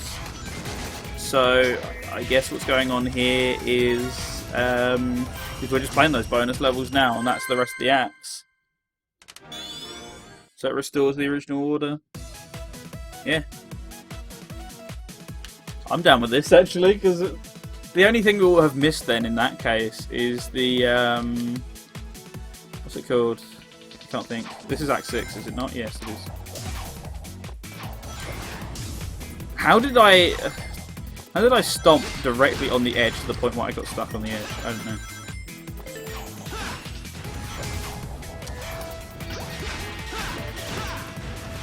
I used to do ILs at this stage, so that was actually pretty sloppy. Yeah, it was alright though. Could have played it casually. Yeah, so the intended level progression of the game was intended to be a lot like Unleashed, which was you play the main acts of the daytime stages, and then later on in the game, once you get enough medals, it unlocks the mini acts for the game. So I'm going to try and flex here, by the way. So enjoy. But yeah, it unlocks the mini acts for the game, and it's just going to give us the rest of these acts right at the end as a bonus for beating the game, including what I guess will be terminal velocity. So I'm not going to play it with Supersonic like I said I would, but I am going to play them regardless. Right, so I need to line myself up here so I can boost straight into that platform. I then need to do a, what's it called? I need to do a slide jump. So I slide and jump at the same time. That gives me more height than normal. Ah, no. That was very close. And that gives me enough height to get up to here. And then I'm officially 3D and 2D. So what I need to do now is jump off here, edge slightly along, jump over that, and give myself just enough height to laser there. Come along here, barely miss it. Right, we'll try that again. I'll be a little bit quiet this time to make sure that I can actually get it. But yeah, this is Sweet Mountain Act 4, and it has a very fun skip that you just saw me do. So it lets me take over 3D control in a 2D plane. So what that means is I can, even though I'm meant to be locked to only going left and right, I can actually move in all 4 directions while in 2D. It's strange, but it's due to how these 3D Sonic games handle 2D sections. It means it's possible in pretty much all of them, including stuff like Forces, Generations, Unleashed, etc. I did the same thing that I said I wouldn't do again. Alright. I also need to be very careful because there is an invisible wall I can hit, which will then just send me straight into the cutscene, which skips the trick. So, I barely missed it. Alright, another try. I've got 34 lives, so Not like it's a problem, but I just want to show this off because this stage is otherwise very boring normally. It's been years since I've done this, so you're gonna have to excuse the sloppy nature of this a bit. Because I was at one point speedrunning this game back in the day, and this was like the only skip that was around back then, so I learnt it, spent hours perfecting it, and I used to be able to get it first try, but clearly just gone out the window nowadays. I used to be able to do it pretty quick as well.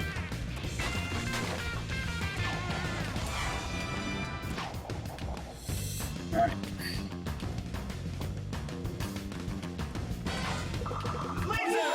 That was a little bit too low, but I might still be able to do something with it. Nope. I'm getting too cautious because there is a very fine line of falling off and getting a good angle, so I'm cautiously optimistic, but trying to get still barely enough height to not die. I'm just dying anyway through lack of height, so actually not being risky is causing me more problems than it is to be risky. So, you know.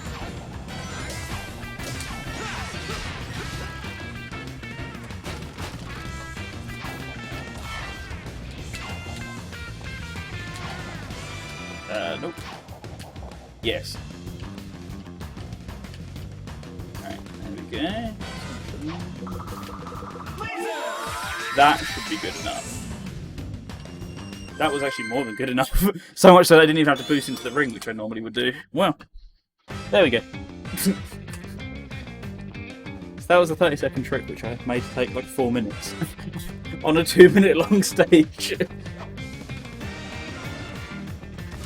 So that was a great use of on the time overall. I don't know anything else for most of these stages. There's a couple that I do, but I'd just rather not risk it. These are so short, it doesn't actually matter. But there are some where there are bits, like 5 seconds, and it's just not that interesting to watch, so I might as well just play the game normally for you in those instances.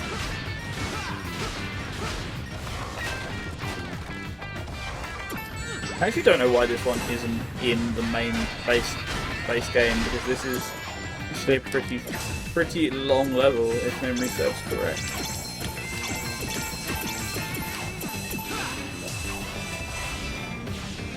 There is a skip you can do up there, I remember, on that rail, but I'm not going to bother to do it because it's right at the end of the stage. Saves like 2 seconds.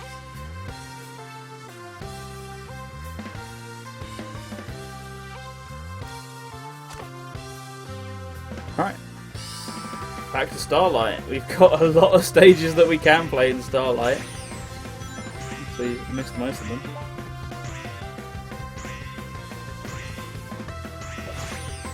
There's actually nothing up there, so I don't know why I'm bothering to stomp in order to look at it.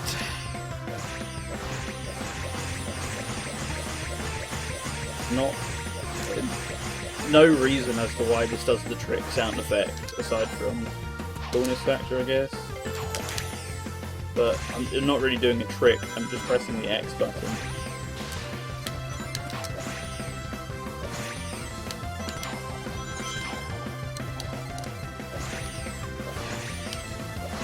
You could make that little section that we did just there go really quickly, which I did, but now we're just at the boring sit here and wait section.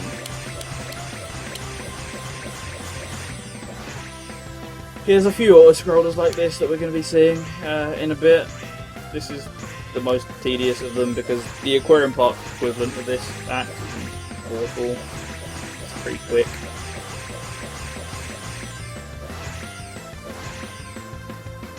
I could go for that extra life because I actually do have enough time, but at the same time, no. So 33, that is plenty. Anything else would be just greedy.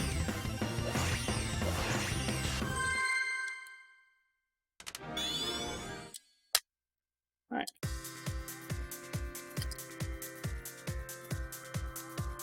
Is this the one with the launchy platforms? It sounds like it is.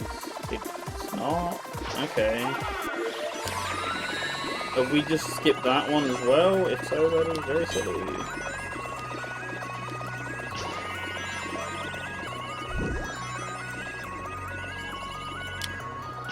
Don't miss it, thank you. Let's do the Lightspeed dash this time because I have rings to do it on for once. All the acts we played before this, I didn't.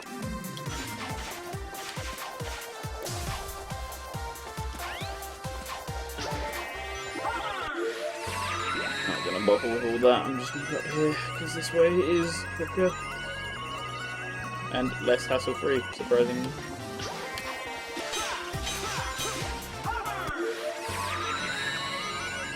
Up we go.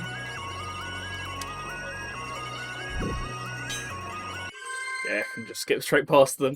Normally they launch you straight back down to the bottom and you have to do like 30 seconds of the stage over again, so just not risking it. We're back in Planet Wisp.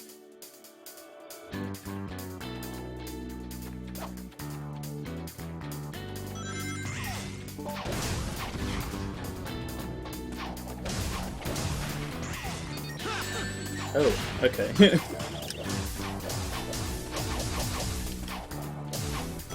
It's good as well. All the Planet Wisp songs are really good. Not as good as Act 1, but they are. And this one is up there. Nope, I can't get up there without actually pressing the button. I was giving it a go. And you guys just sniping me. You're no fair, so we no friends anymore. I skip you.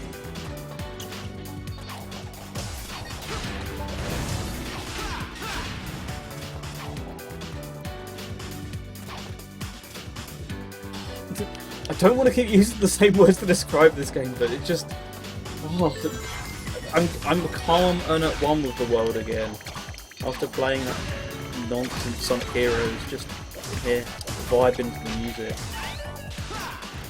I can't get enough from this music. Yeah, me neither. Just one of the best soundtracks in recent memory.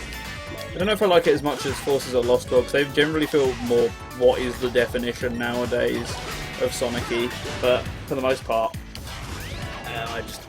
I adore what this game has going for it. It doesn't feel like much else in the series, but that's really actually why it's good.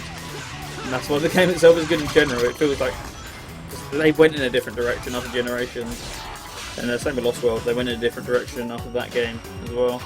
People are like, yeah, we like this game, but we don't like the changes you made to this game compared to the last one, so please bring back all that. And I went, okay.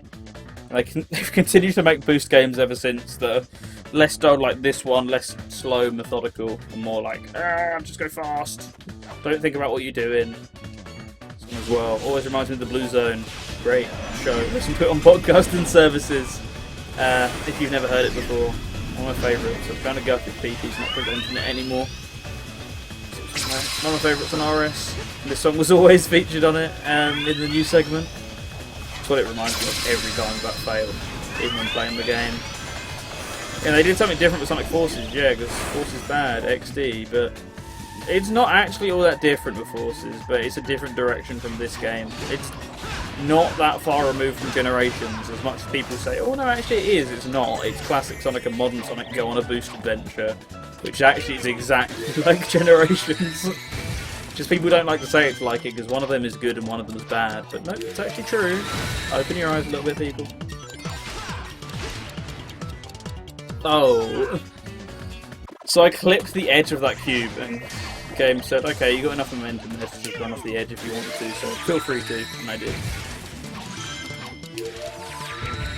I didn't mean to do that. I've never been this way before, so I actually don't know what it is. Oh, it's a red star ring route.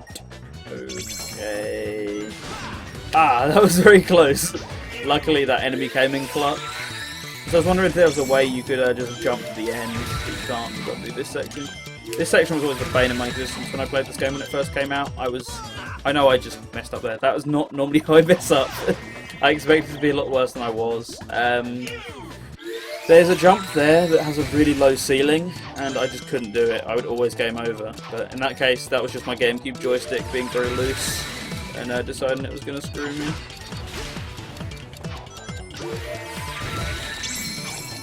The thing, I can't really let go of it. It's not like other joysticks where you can just let go if you need to make a precise adjustment. Like, no, you have to grip onto it at all times, especially if it's an old one. Otherwise, you're going flying in the direction you don't want to. Okay.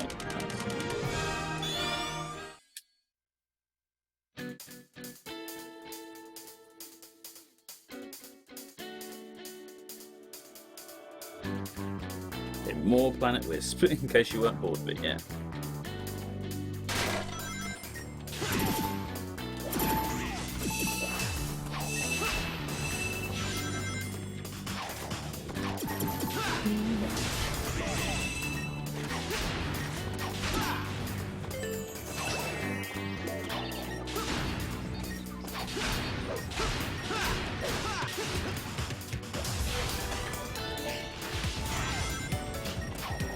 You can hear the goal ring faintly in the distance.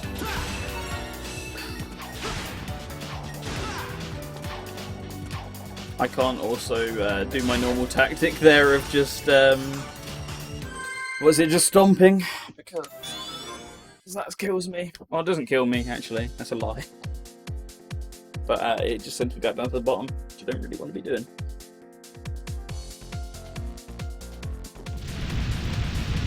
What's up, How's RPG? How are you doing today? I'm doing very well, thank you. It's going very good. I hope you're having a good Saturday / Sunday. If you're somewhere in the world where it is Sunday right now. Ah! Made a very similar noise to Sonic GBA by complete accident.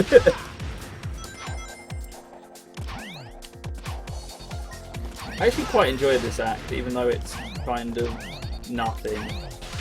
There's not much to it, but it's fun. Just a quick little platforming stage, test your skills, that sort of thing. I could have gone for an air boost there, but I chose not to. Play it nice and methodical. Says I always die again.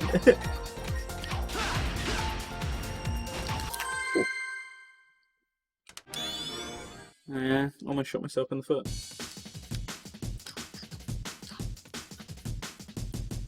I guess the general consensus is two acts per zone in this end game type deal, or post game type deal.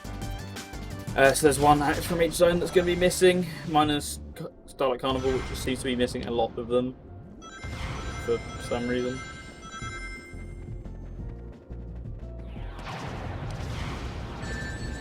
Was it you that I was talking to for Ready Sega on stream? That was probably Ravseed. He did consult me, but I believe he was speaking to Ravseed. I am in Rune Viper 8, as I think it says. It doesn't say on the corner. I've shot myself in the foot there again as well. Wow. A lot of different places today. But yeah, that was more than likely Ravseed, who is normally around, but I don't think he is at the moment. But if you've never got a definitive response on that, it's completely fine. That's what it's there for. Feel free to use it in your streams, anything, etc. Always nice if you could somehow link back, like if anyone asks what it is, just say that sort of thing, or throw up some metadata to say what's currently on stream, like, oh, this is what song's playing right now, that sort of thing. But it's not a requirement in my eyes. Whatever, just enjoy the music, and let your audience enjoy the music as well.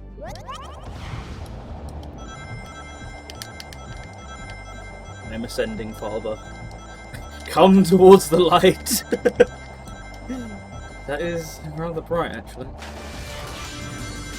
It's quite long, I'm not sure why that wasn't in base game.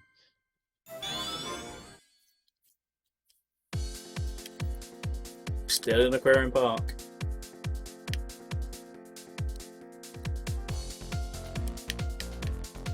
He did give me approval, I just mentioned.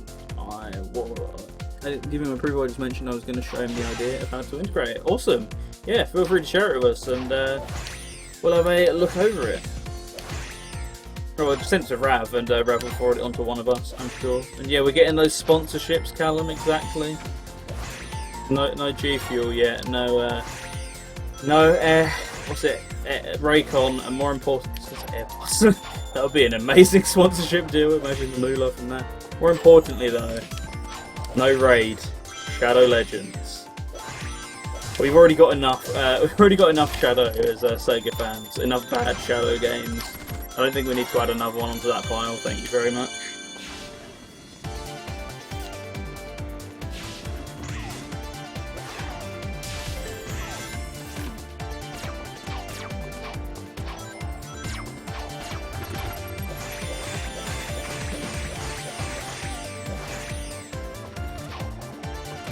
Back in the Shoutcast days, wow. You can officially call yourself an old schooler then in that case. When did we... I forget when we did Shoutcast. That would have been 2013, I think? Very possibly. No, we were using it by 2014, but I can't remember if it was earlier than that. So Icecast... Ah, damn it. That's a slap in the face. That's actually a huge slap in the face, because I think we're right back at the beginning.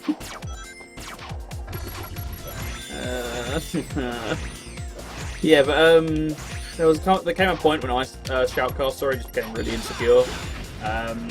This was the kind of dark old days of Shoutcast when the name isn't Winamp, I can't think of their actual name. The company make Winamp and Shoutcast. There came a point where they just stopped updating it, and it became really insecure to run it on your server. Or there was a combination, I believe, from what I recall. People said both were around for a while, but yeah, Nullsoft, thank you. I couldn't think of the name Nullsoft for some reason. All I could think of was Winamp and Llamas. The two things that come to mind when I think about software. Icecast is so much better, but yeah, a lot of people are like, oh, the nostalgia back in the day. But you know, it comes a point where we have to keep people's safety in mind and our own server safety. So we've got to move on with these things. And Icecast offers a lot of benefits now that Shoutcast don't, which is strange because people still swear by it. I think they're just nostalgic from the old days because I can't think of many other reasons you would actually want to use it in the year 2020. So I'm just gonna kill me again. We'll cube this one. Should just marginally have enough time if I don't throw myself into a pit. Although, the game has granted me a second one, so I should have time.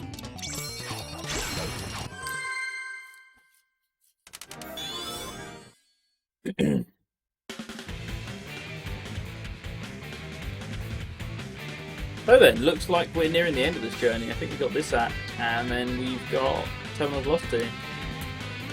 Oh, this one.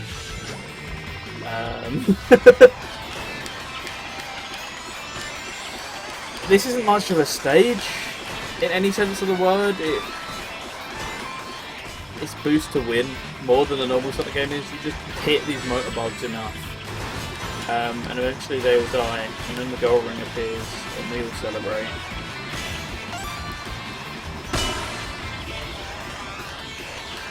That doesn't seem to have happened yet.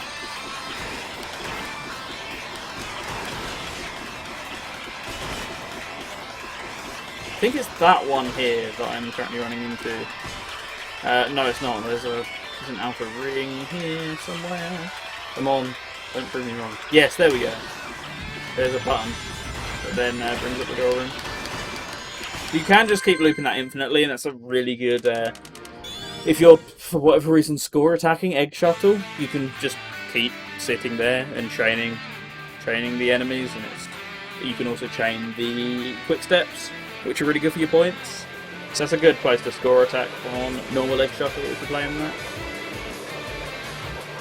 Icecast is essentially a fork of the original anyway. I think it's because they were both engineered some of it. Yeah, I recall it being a fork. I don't remember quite the specifics. I just remember that, oh yeah, this thing isn't going to compromise everyone's safety, so that's why most people use it. Most other stations, including ours, and some ones that are coming back as well. In the next coming weeks, we're actually coming back to Icecast because I think people are starting to realise actually it's not all sunshine and rainbows streaming just through YouTube and Twitch. There's these things called DMCA laws, and especially if you're not friendly with the companies, you're going to get struck down, and Twitch won't help you when you're streaming music that you downloaded off like some piracy website on their site. Strangely enough, I'm not going to give you any support. So, have we not already played this? I think we have. But yeah, there were so many of those back, like, oh yeah, look, Radio Nintendo, except it's not the real Radio Nintendo, it's like a false one. That sort of thing. Sure. Yeah, I knew I'd played it, I wasn't driving myself mad. I think that's something to feed back to the mod creator, actually. That this probably should get fixed. It's imperfect, it only came out the other day, so there's always going to be changes that can be made to it. I naturally won't be streaming those changes because they're probably nothing of worth, but hey, they're there if I want to.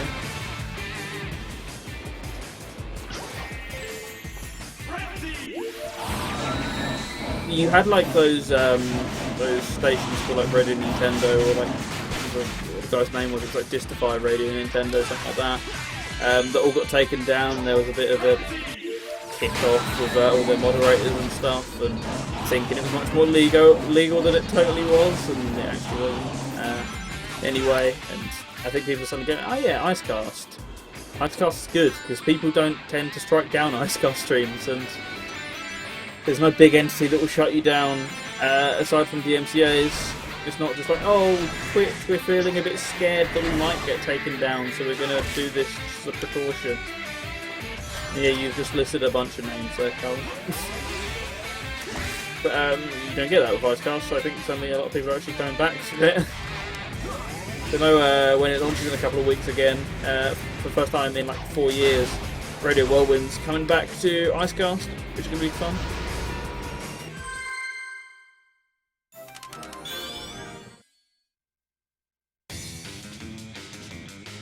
And we're back to Tropical Resort. Does it just loop infinitely? I'm going to take that as a yes. And I'm going to leave. If it doesn't loop infinitely, then I give up. So there we go, that was Sonic True Colours. Before we move on from Sonic Colours, I am going to play the stuff over here in Gameland, which should take about 10-15 minutes, and then afterwards we're going to play some GBA, so let's get into it. This is strange. First of all, what is 1.5 play when it's at home? I don't know. This mode is odd. There's a reason it's never come back again. It just defies all expectations. I've got some interesting news on here, haven't I? So I better not do them. Green Sonic. We'll go with Green Sonic. We'll go with 5 speed. Of course we're going to go with 5 speed, but I'll go with anything else. Man, copyright is messy in general. I've had strikes on YouTube for using music illegally. They have the rights to in videos before. Weird thing was the person doing it wasn't even closely related to the track. Yeah, Twitch is bad now, but YouTube's just a different beast entirely in terms of copyright stuff. The reason people don't touch it with a 10-foot pole a lot of the time nowadays, especially when you're doing stuff with non-royalty-free music in it. But there we go. At 1.5 play, I think, switches you between the two characters, but if memory serves correctly, you can actually do that anyway. So I'm not sure if it is, but 2-player is actual 2-player. You can play the game with 2 people, and it's the only way to do it in the real game. But the only purpose of this existing, also, the level just doesn't end when you touch the goal ring. You have to wait for it to give you rings before it ends. That's a really strange thing about Gameland. I'm going to put my Mii on, actually. Why not? Green Sonic Mii. Yeah, sure. But the only reason this exists is to give you a purpose for unlocking the Chaos Emeralds, because the unlock system in this game is very strange. In the so I'm trying to think how it goes. You get all the red rings in every zone, and once you clear up every zone, you unlock the full world in Gameland. And then you beat all 3 levels in Gameland, and it grants you the Chaos Emeralds at the end of the zone in Gameland itself. It's a pretty weird way of doing things, but it exists.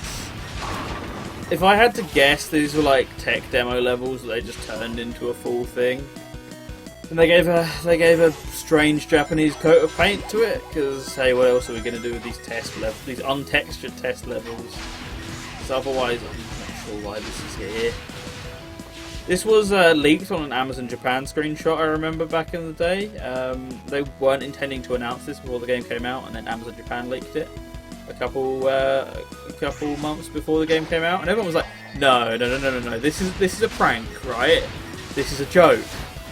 Or this is this is something that someone accidentally uploaded from like the beta archive. There is no way this is in the game, and then we got it and we went, oh, sure. I mean, it's extra content at the end of the day. It's like 10-15 minutes extra, an hour if you're really pushing yourself. But it's a good deal of fun. It's a nice mindless distraction once you finish the main game. I always go back to it once I've done a run of Egg Shuttle. Just, hey, stuff to do, right? A little bit of extra content for your money. We're going to see some stages which will pique your interest in a bit. I think it's in World 4 is the first time we see one of those stages. If you're a Sonic fan, you know. These remixes are good as well. I'm glad they have a reason to exist, like Fama Tracker versions of all the levels in the game. And you see a lot of these 8-bit remixes, like, oh, Starlight Carnival NES remix, and they have no reason to exist because this game has better 8-bit renditions of all of them. So that's just my 2 cents on it, because those fan remixes, no offense, are never very good. Yeah, the theory that these are beta levels just gets added to with some of the level design around here, because some of it feels quite polished, and then you get some of you just pushing boxes around for the entire level, and you go, yeah. And also I go, yeah, how did that kill me? Because I pressed the A button. The game just, I don't feel like accepting that actually. That was a very realistic push animation. Like, there was a lot of frames in that. Is the Alpha of Sonic Forces? No, because it's actually longer than most Forces levels. So you see, that argument was flat on its face.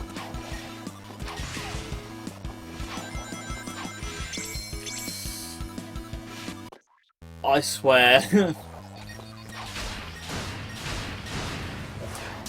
Why would prototype levels be longer than the real game, even in a joke sense?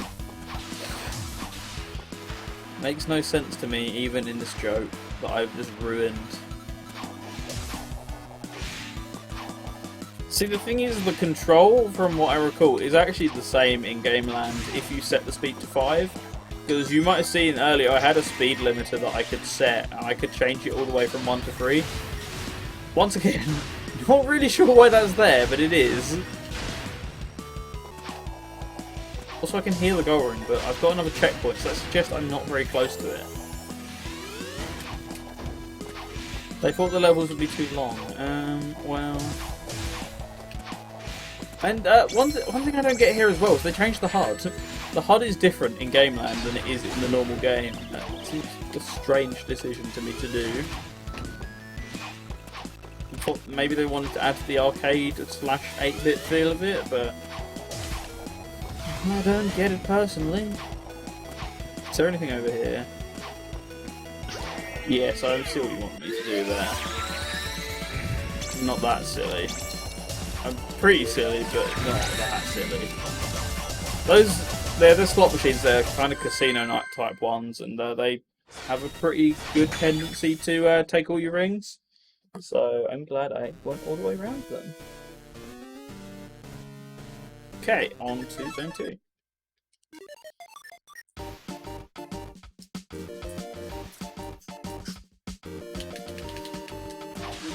Good. I'm going to set up every single one of them. I think my favourite, if I had to name names, would be the Planet West one. But actually not Planet West, sorry, Starlight Carnival. That's the name I meant. I swear. Honestly, please don't kill me. I swear my true Sonic colours stand.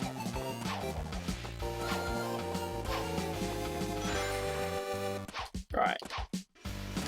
Oh yeah, the instant crush platforms. Let's just not deal with those if I can help it.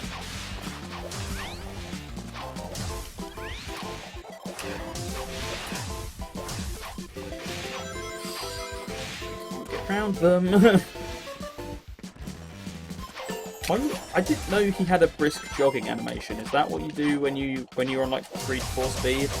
When you select that in the menu, he has the brisk jog. So I've never seen him do that when he's at level 5 before. The first for everything.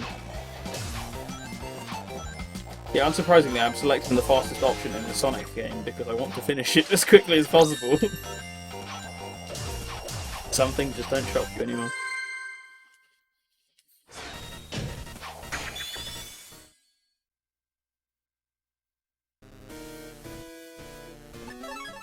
Act 2. Some of these are stupid insignificant and then like 30-20 seconds, and then some of them are like 4 minutes. There's no in between with Gameland, and I'm glad there's an invisible wall there because I'm sorry, I thought this mostly 2D mode would be in 2D. Nope, it's actually in 3D. Foolish.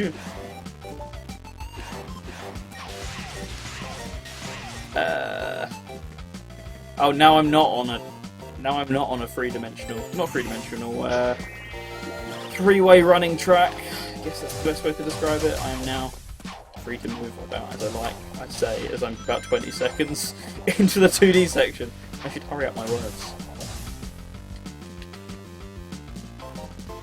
Take me to the top. You're not going to take me to the top. Well.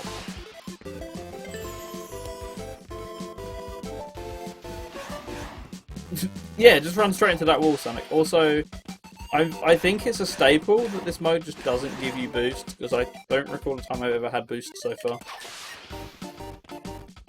I think I'm fairly certain it replenishes your lives as well, so I should be able to get 2 lives every time I start. I'm purposely slowing down here because the GameCube joystick does not like doing diagonals. There we go. If I was doing this on any other controller, it would be a bit easier. But my worn GameCube joystick, I'm not risking that. I'm trying to remember what the love hearts do, because I'd never go and get them. I think they're a trap. I think they spawn that weird, cutesy anime Eggman thing that I might try and show off a bit. If not, that's a different item. Because Gameland's pretty tame so far. It gets worse as you go on. The humour just mutates into this. The only way I can describe it, which is very Japanese again. The only word for it.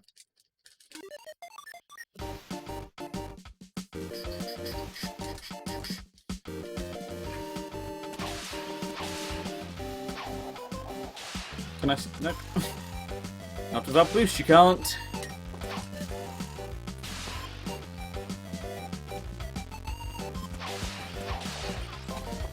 Oh, okay, even though I jumped over that, I counted as skipping it.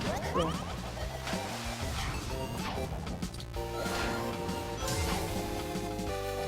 Oh, and there's bottomless pits there, just for added effect. I think one of the reasonings they gave for this this mode existing as well is they wanted to make slightly more challenging versions of main levels, and these actually don't feel anything like the main levels, but you know, what if.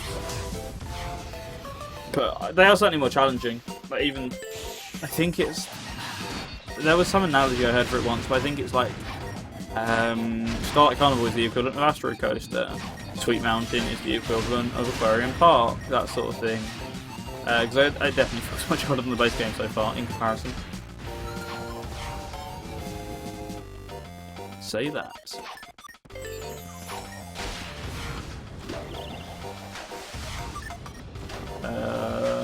Can you don't? Actually no, can you please?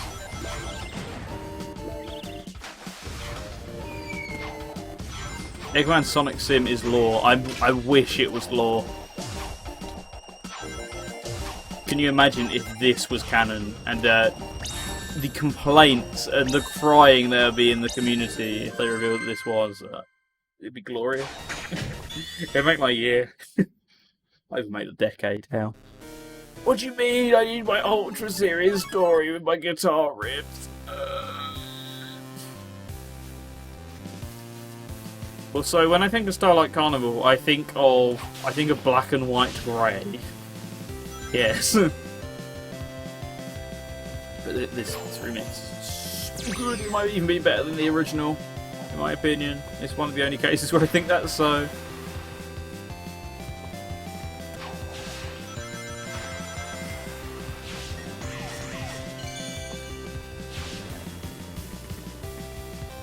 The reality is Eggman is the game designer, and the reason why Sonic always wins is that it's Eggman's motivation to make more games. Exactly, he needs to keep himself in a job.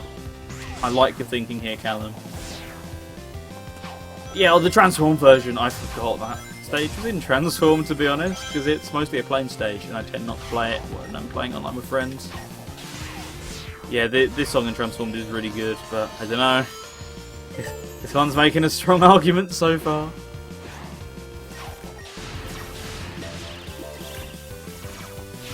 It does. Every good game designer knows they need to make sequel bait, and Eggman's just making the sequel bait year in year out. Tend not to play Transform full stop. See, look, Callum gets me. I'm not as anti-Transformed as Callum is, but All Stars Racing the original every single day of the week, without question.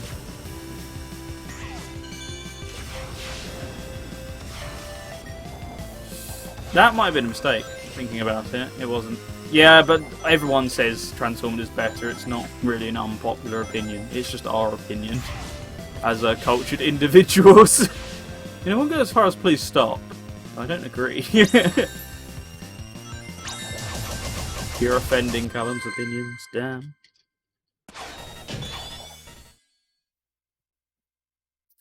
Also, I'm fine to eat, so delay. Fair enough.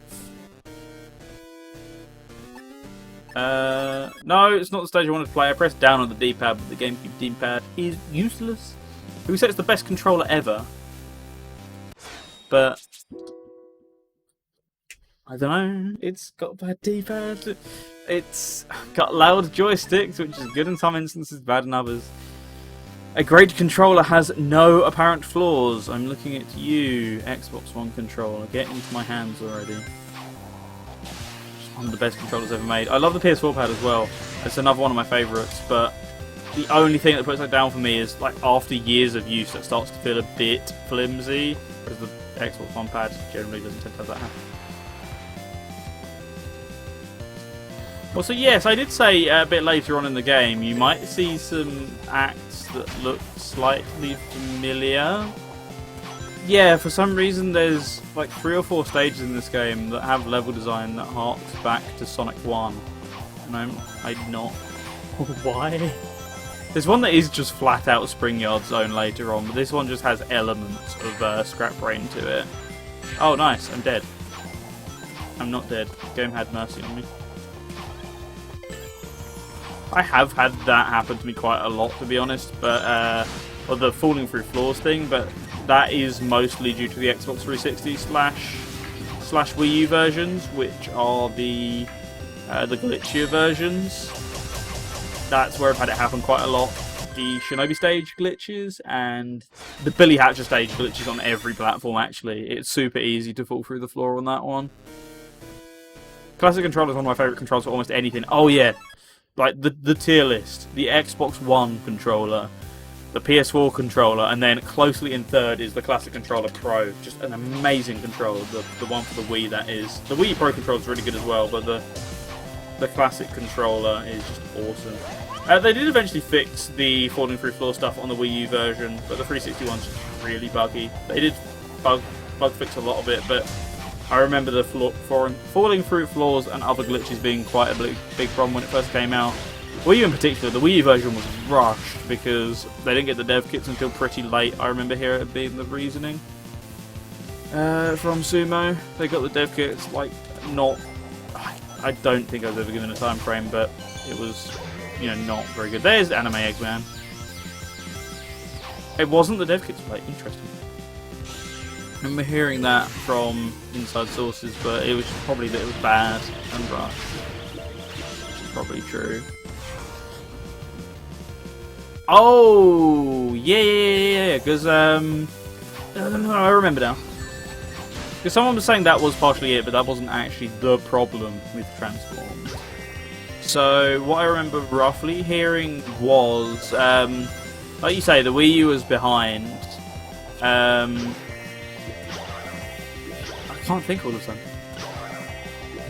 The Wii U was behind on development, and the game worked perfectly fine. They got it working, as you say, with the version that didn't have the GUI. And then they did a day one patch. And supposedly it was the day one patch to the Wii U that was the thing that broke stuff. Because apparently Transformed ran fine on version 1.0, but just as it was coming out, they released something like version 1.1. I can't remember what Wii U's Day 1 patch was called, but that was apparently what broke things, and it was stuff like falling through floors. The one I remember in particular, there were some missions that the parameters became unbeatable. And Wii U isn't a bad console, Callum, just because you like the Switch more doesn't make it bad. Just saying. The official PS2 controller is probably the worst in terms of build construction. Hey, what's up? Shimito, I believe that is. How are you doing today? Hope you're doing good. We are all good here in the Radio Sega hood. I love the PS2 controller. I like it much more than the PS3 controller, but when it gets old, it gets old. Also, yeah, this is the one that's Spring Yard Zone. So, another thing, when I think of Planet Wisp, I think of Ping. Nothing comes to mind except for Ping. Oh no, 100%, Transformed is not a bad game. Just if you ask me which one I could play for the rest of my life, it would always be All-Stars Racing. But Transformed is such a fun one. I just wish I could find more people online on the original game so that could satisfy my quench for both. Because I love both. They are both great. And I love TSR as well. TSR is just nice. The TSR is just dead completely. What's their face? Nice, I'm dead again. Can't think what they're called. Activision. Activision just steamrolled that game on purpose with Crash Team Racing. That game needed to be delayed, and they're like, no, let's not delay Crash Team Racing. Let's just put it out because we know we can completely steamroll any chance TSR has of success. But yeah, it was kind of a shame, and it sucks as well when you factor in that Activision purposely went out of the way to dick over Sega, and a lot of people just didn't buy TSR because they're like, why would I buy it when the game that looks a lot better is coming out next month?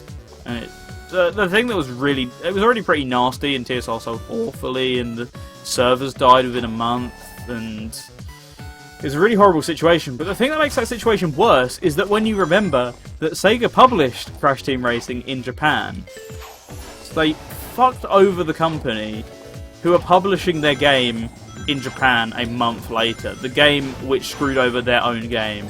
That's going to be a yikes from me. It was only on the Switch, but they did publish the game in Japan. Like, that's just cold. Screwing over the publisher of the game that's about to come out. That they're about to publish with the game they're about to publish. Like, yikes. Yes, you can really see the spring yard now, in case you hadn't done already. I thought that was going to be a pit. Oh, hang on, actually, is there the shortcut? There is! There's even the shortcut from the end of Act 1. Wow. Yeah, this stage is one of the best in game land for that exact reason. The spring yard's one of my favourite in Sonic 1. It's Activision, what do you expect? They monetize CTO, I was about to say they wouldn't. Yep. TSR server died because the netcode was awful. I have played worse netcode. It wasn't good netcode. I'm not trying to sit here and defend it, but I have played less playable games, including CTR. CTR was awful when that launched online as well, and people like to pretend it wasn't.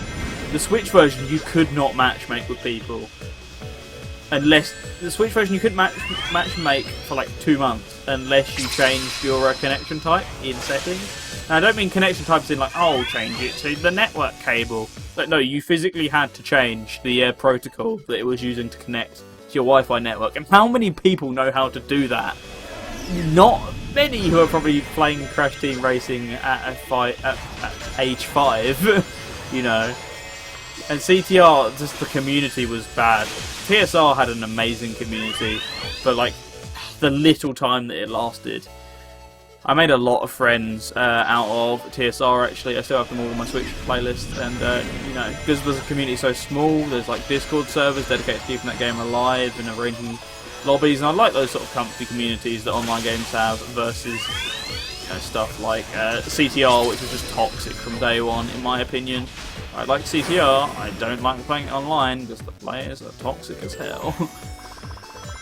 But yes, I do want to get put in a lobby. I do want to get put in a lobby where I can just randomly get lapped, and you know, someone gets like 2 minutes ahead of me, and I can't even finish the race because I got so far ahead. I can't imagine how boring that would be, or annoying to play that would be as a child. Like going online, yeah, I love Crash Bandicoot. You're getting lapped time and time again. that game should not have launched without rule voting or skill search. I have no clue how there was no ranked system in that game. A game which years before it launched, they could have seen the writing on the wall. There are people who take that game really competitively, and people, there are a lot of people hankering for that re-release who got really good at the original game. I don't know how they couldn't have seen that coming. But, money. It costs money to put in rank searching, right? I mean, you play ASR with me. Callum, you're not that much better than me at ASR. You're better than me, but you're not lapping me by 2 minutes better than me. There are people in Crash Team Racing who will do that. Even if you're good, you stand no chance against them. That was the problem I always had with it. I never actually spent too much time with it because it was so aggressively monetized, as people mentioned.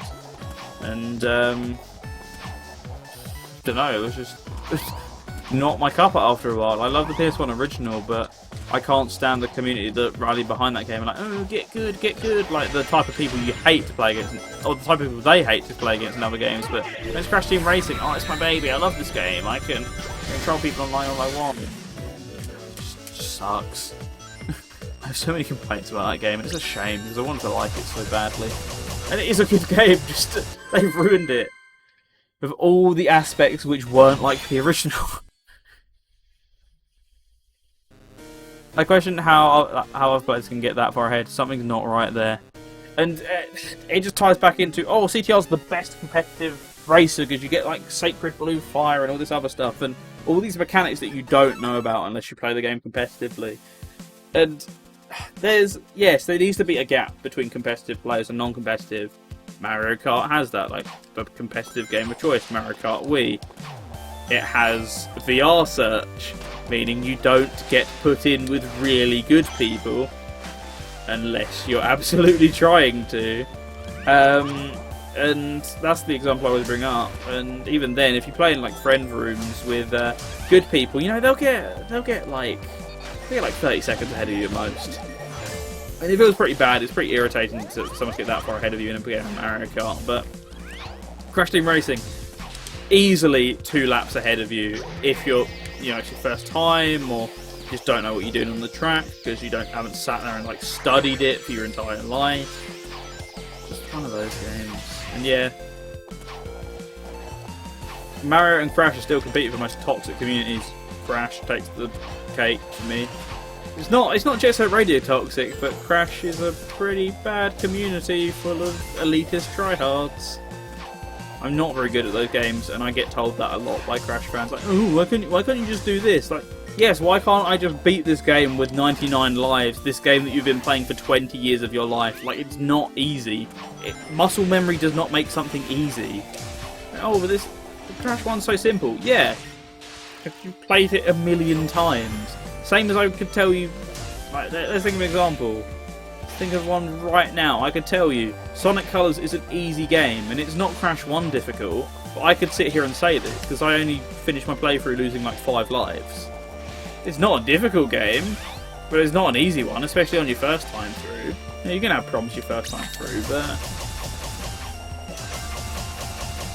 And yeah, it's a shame because the original CTR is easily better than most Mario Karts. And I agree with that. I'm not a huge Mario Kart fan.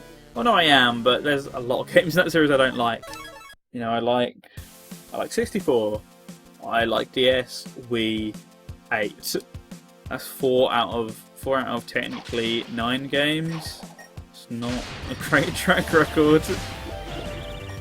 Yeah, exactly. Yeah, I agree with you. I hope Jet Set Radio community stays silent now that the Cyberpunk sort of thing. Nicholas Aman from the playlist team brought it out best for me the other day.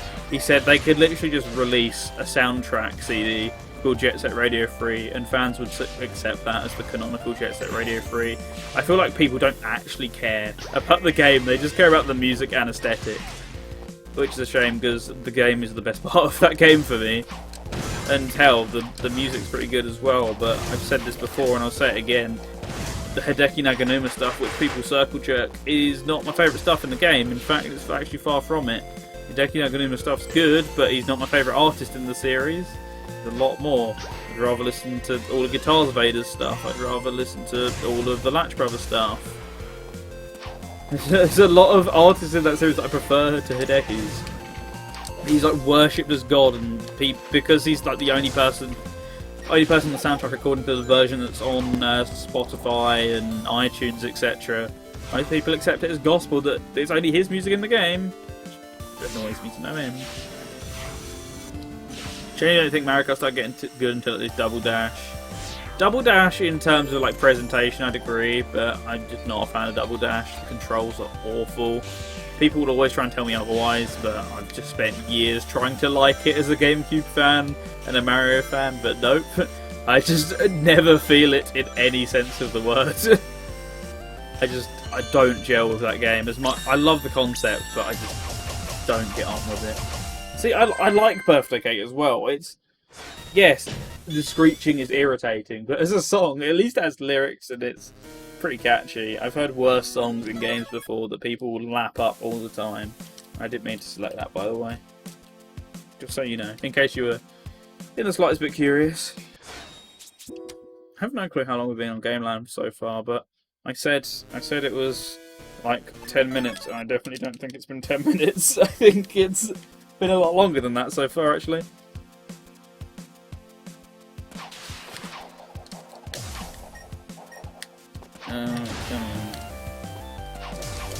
But it hurts my ears. I mean, it's not a pleasant song to listen to, but I mean, Splash Wave 93 exists. The wave is on the playlist. That is worse. I'd rather listen to Birthday Cake than the wave.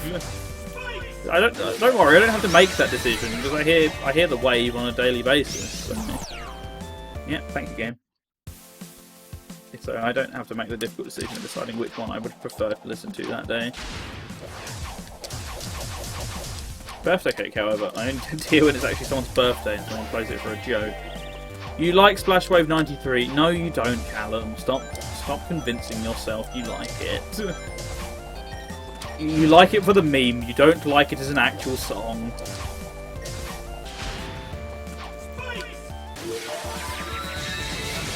It's an unhealthy obsession to appreciate Splash Wave 93, so I'm just trying to do you a favour in the here and now. You get me?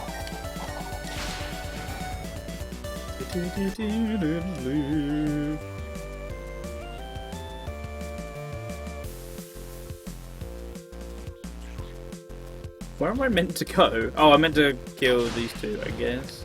And that will reveal some sort of bully, I think.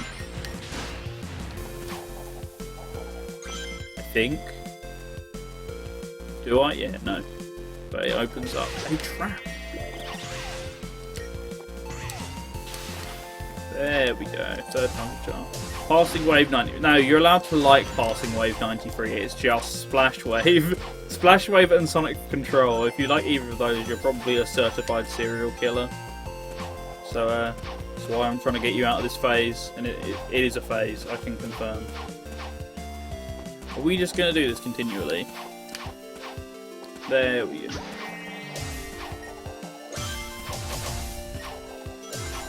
Into Aquarium Park then, because I can hear the gold ring chiming.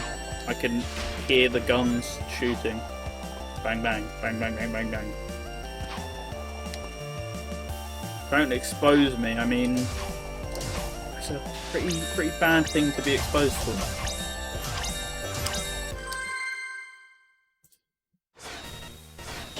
Right then, 2 more of these to go.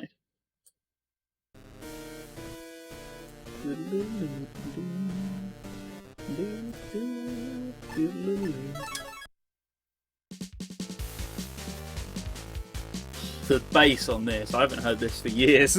This do be slapping right now.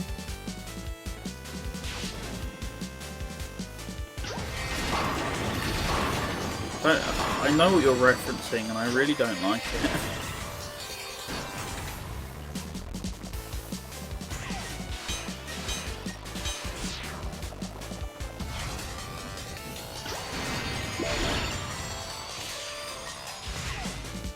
Oh right, yeah, it's another one of those, just like the real Astro Coaster where I have to homing attack it, otherwise I die.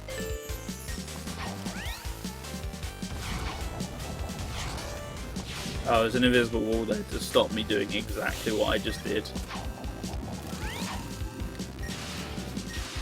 I don't want to homing attack that one, I want to homing attack this one, but you're not going to let me, so I'm going to do it manually.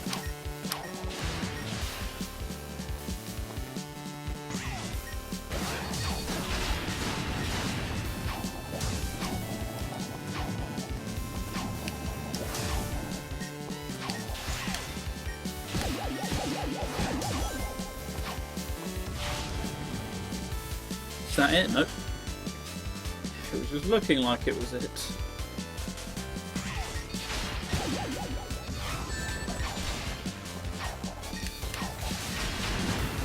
What? Sure.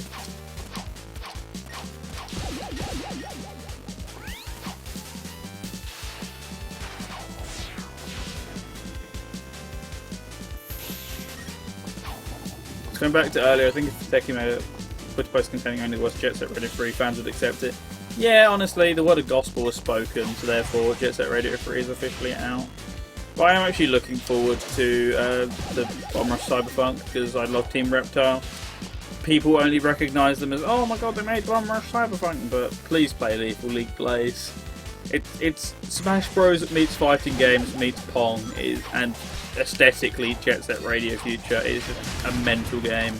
And I was so happy when they confirmed they were working on Bomb Rush, because it just hits so many of the right notes. But Lethal League is flipping incredible. I wish more people would play it, and unfortunately I don't think this game is going to lead to them doing that. I just think they're going to go, oh my god, this is Jet Set Radio 3 and I'm not going to bother to play any of their other games, yay!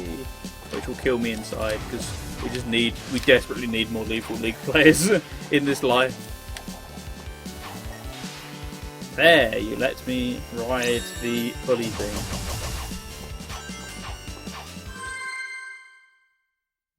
I just wish when I hit the goal ring, I actually just hit the goal ring. I don't understand why this is a difficult concept for the game. Okay,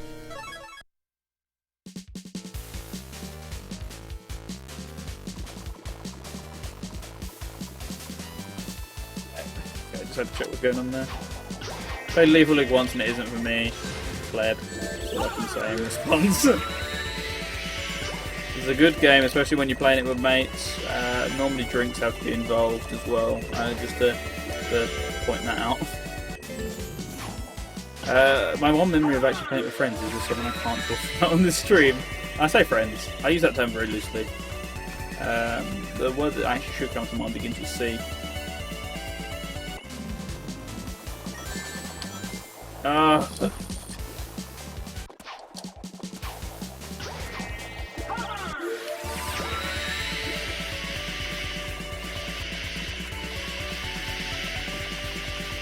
just want to hover over all of the bad times. And the good ones as well, apparently. Yes, you are correct, Callum.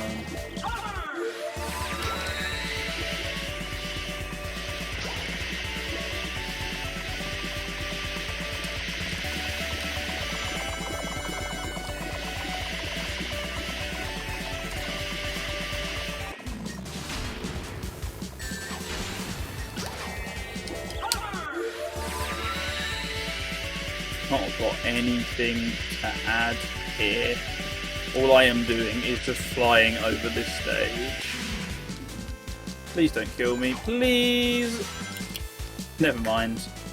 Right, I don't have enough patience for this, so I'm moving on. Moving on to the next stage, because that stage just sucks.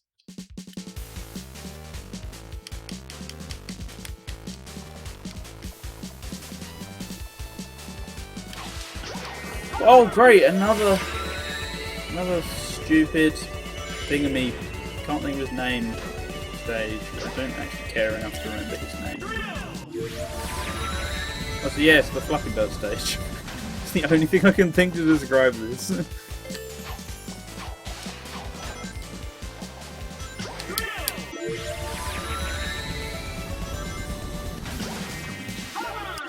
Okay, I thought it was going to kill me.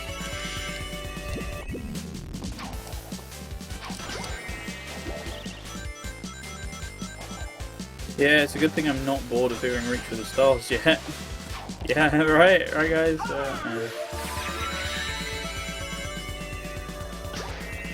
Can you let me drill instead? This drill is so much quicker.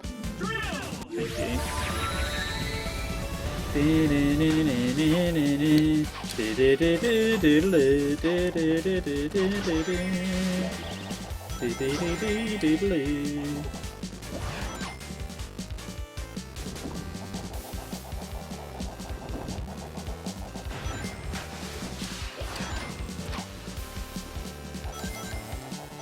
Back to the flapping of the birds.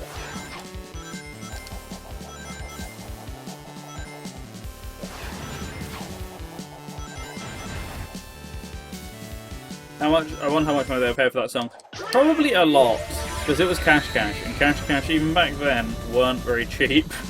So I can imagine they probably got some stats for how many times Reach for the Stars appears in the song / this series. That was very close. One more zone to go. One more zone till we can play best game. This game isn't bad. I'm just very bored of Sonic Simulator.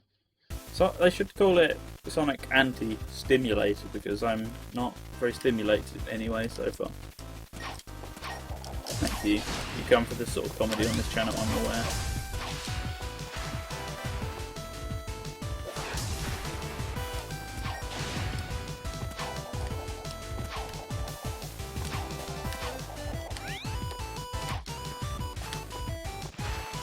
Can these stages, if they're based on terminal velocity, actually be really short?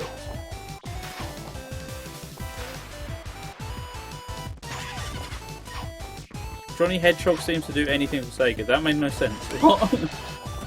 Who, first of all, and second of all, he seems to do anything for Sega. Explain.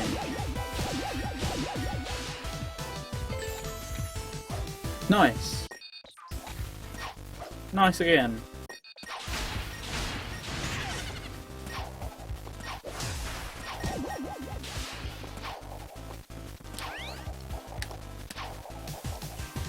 No third time nice. Say what's up, Nerdy Husky. How are you doing today? I hope you're doing good. Not get your third nice.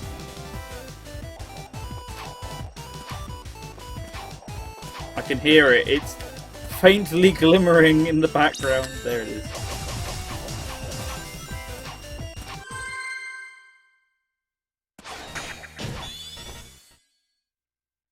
Oh, Johnny Hedgehog of the hit band Crush 40.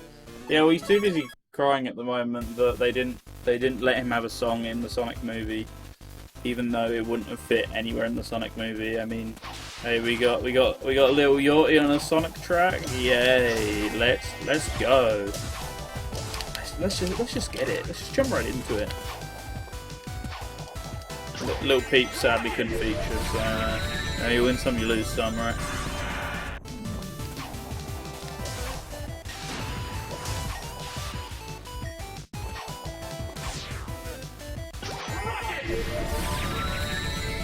Come on, Rocket.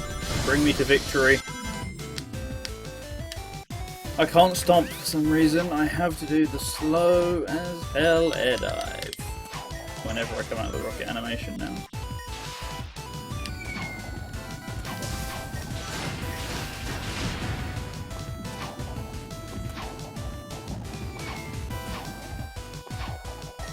Give me my second ball. And give me the pair. Oh, never mind. I didn't even have to do anything. So, Sega, can we please have 6 nights? No. I think that is very firmly a no, Callum.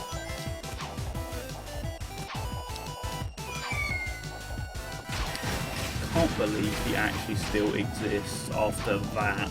How the fuck?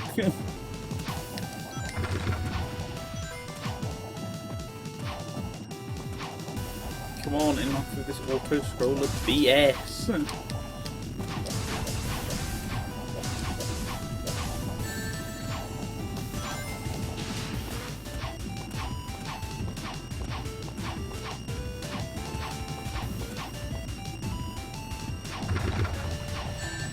Nice. Very good. Let me leave.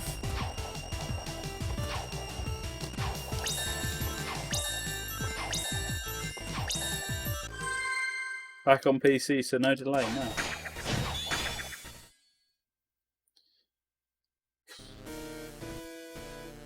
One more.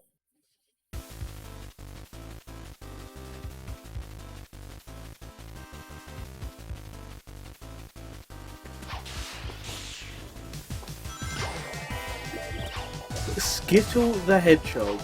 Explain.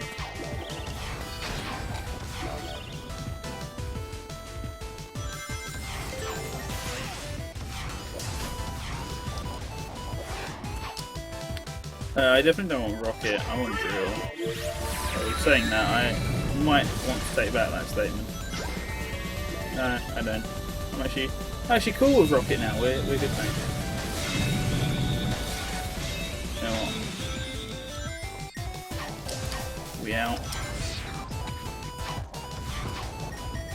I don't get this. In Gameland you always seem to jump over. Or you have to hit the can't think what they're called.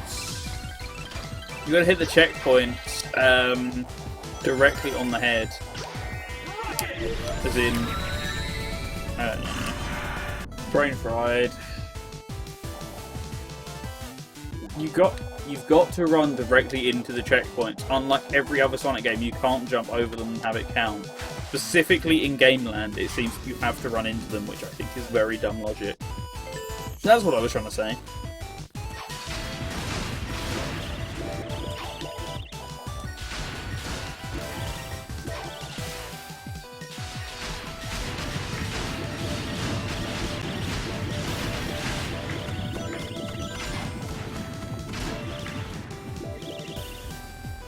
I'm trying to concentrate on not getting flung into walls in those 3D sections. Once again. Case in point. You.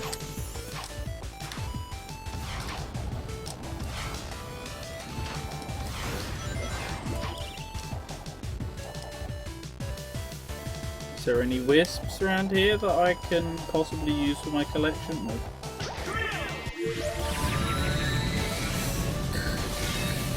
Come on.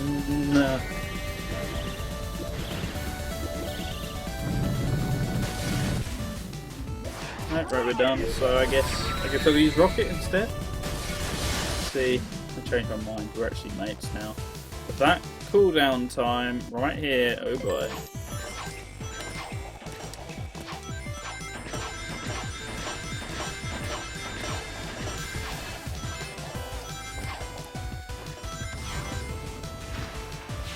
I can hear it. The taste of victory. Freedom.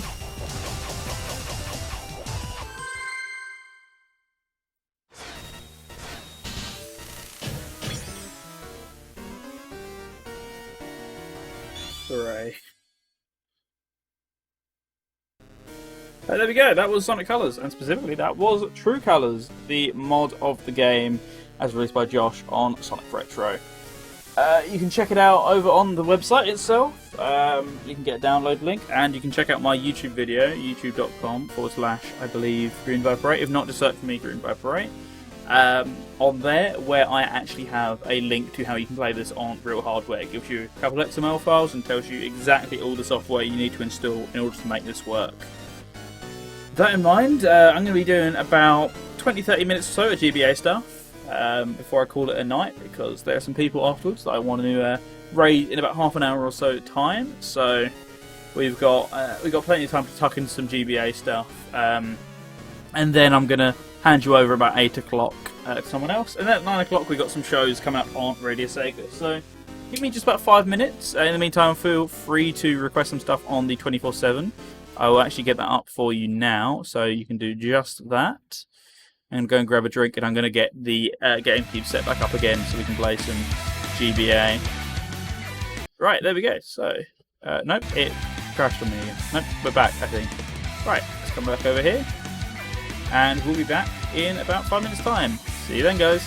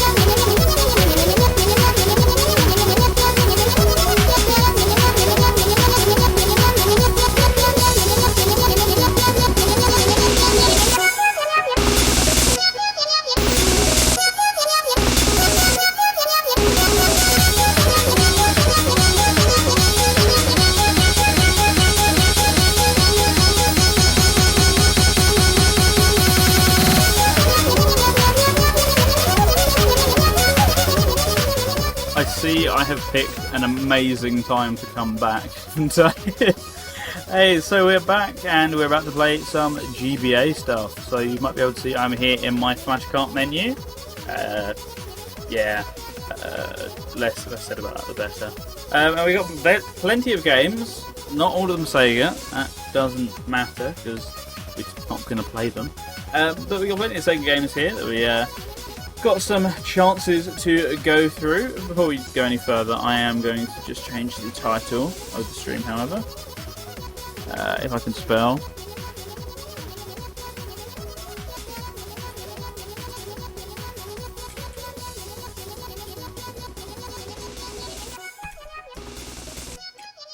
And set the game to Games and Demos. Games Plus Demos, I think it is, but someone tell me if it's wrong. I think it might be Games and thinking about it. Oh. So this is on my GameCube, and I'm using the GCHDMI as I was for Sonic Heroes. I'm using a bit of software, a bit of homebrew software called Game Boy Interface, which is a lot better than the actual Game Boy Player software. So I'm using a Game Boy Player, a piece of hardware, and then software is a bit of homebrew. It's the most authentic way to play GameCube games on your TV, really, including the controller, because I've got my GBA SP plugged into my GameCube as the control method.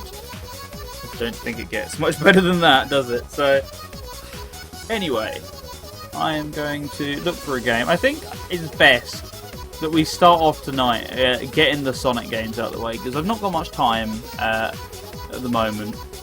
I'm a bit low on it, to say the least. I also realised I don't have Sonic Battle on here. Oops. Yeah, I'm a bit low on time tonight, because I want to finish by about in about half an hour's time, which will be 8 o'clock. So instead, what I'm going to be doing is just going through the Sonic stuff tonight, and we're going to continue the GBA Grabbag another night, and we'll play the rest of the stuff which we haven't got. It might be sometime during the week, or it might not. We will see. Let's kick it off with Sonic Advance, though. I think now's a good enough time to fade that down. There we go. Let me know how the game audio is sounding as always. I'm going to be skipping the opening cutscene. I think I'm just going to be playing a sample of some of the stages which you could see in these games right here. Love this game, by the way. This is my favourite 2D Sonic game in general, let alone on the in the Sonic Advance series. So I'm really happy to be playing this one. I just did a cheat code there to put in playing as Sonic and Tails.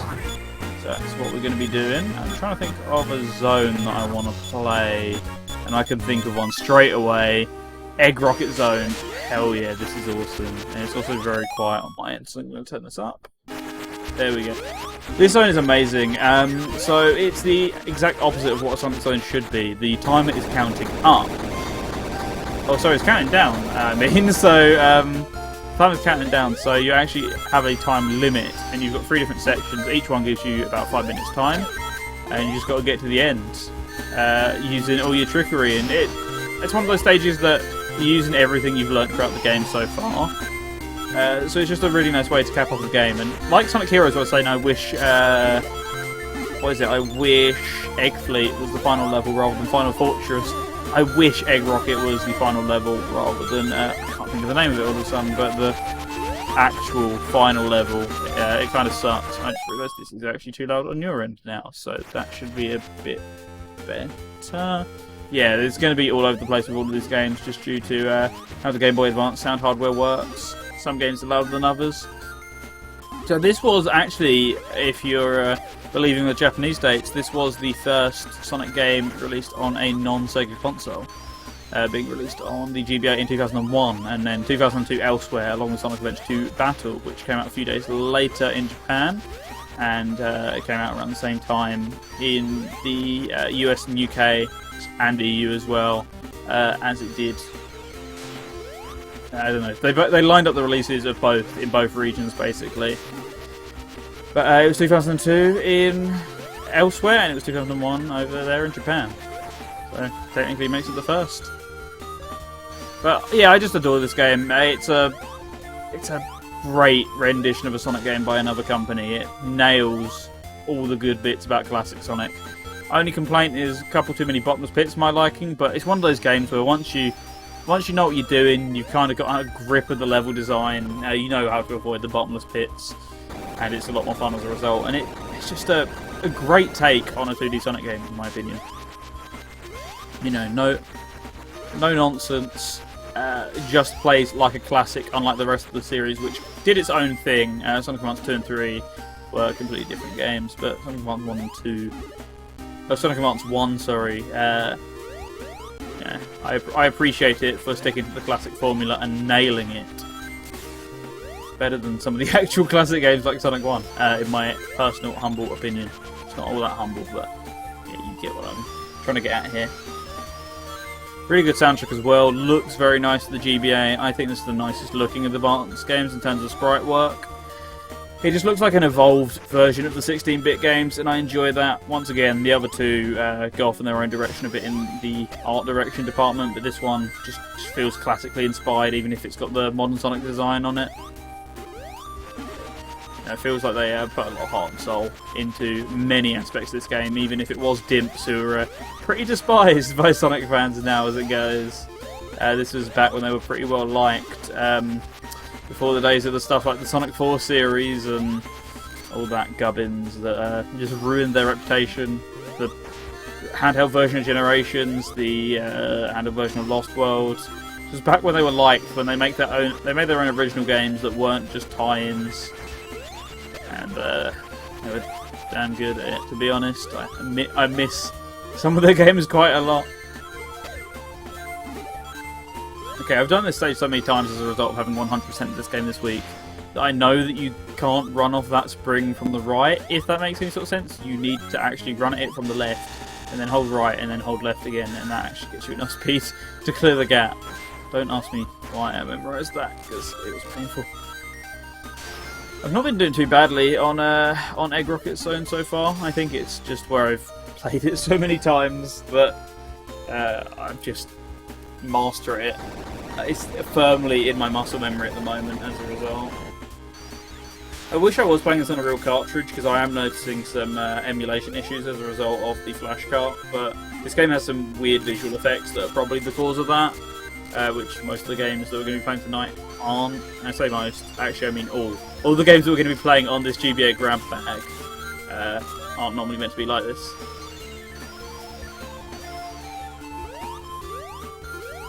I just realised it looks really washed out on the stream in comparison to what I'm seeing on my monitor. I have no clue what that is. I did try and fix this earlier, but I was like, oh yeah, I was pretty happy with how it looked, but it seems to have got a bit more washed out again. Also, wow, game lag. Nice.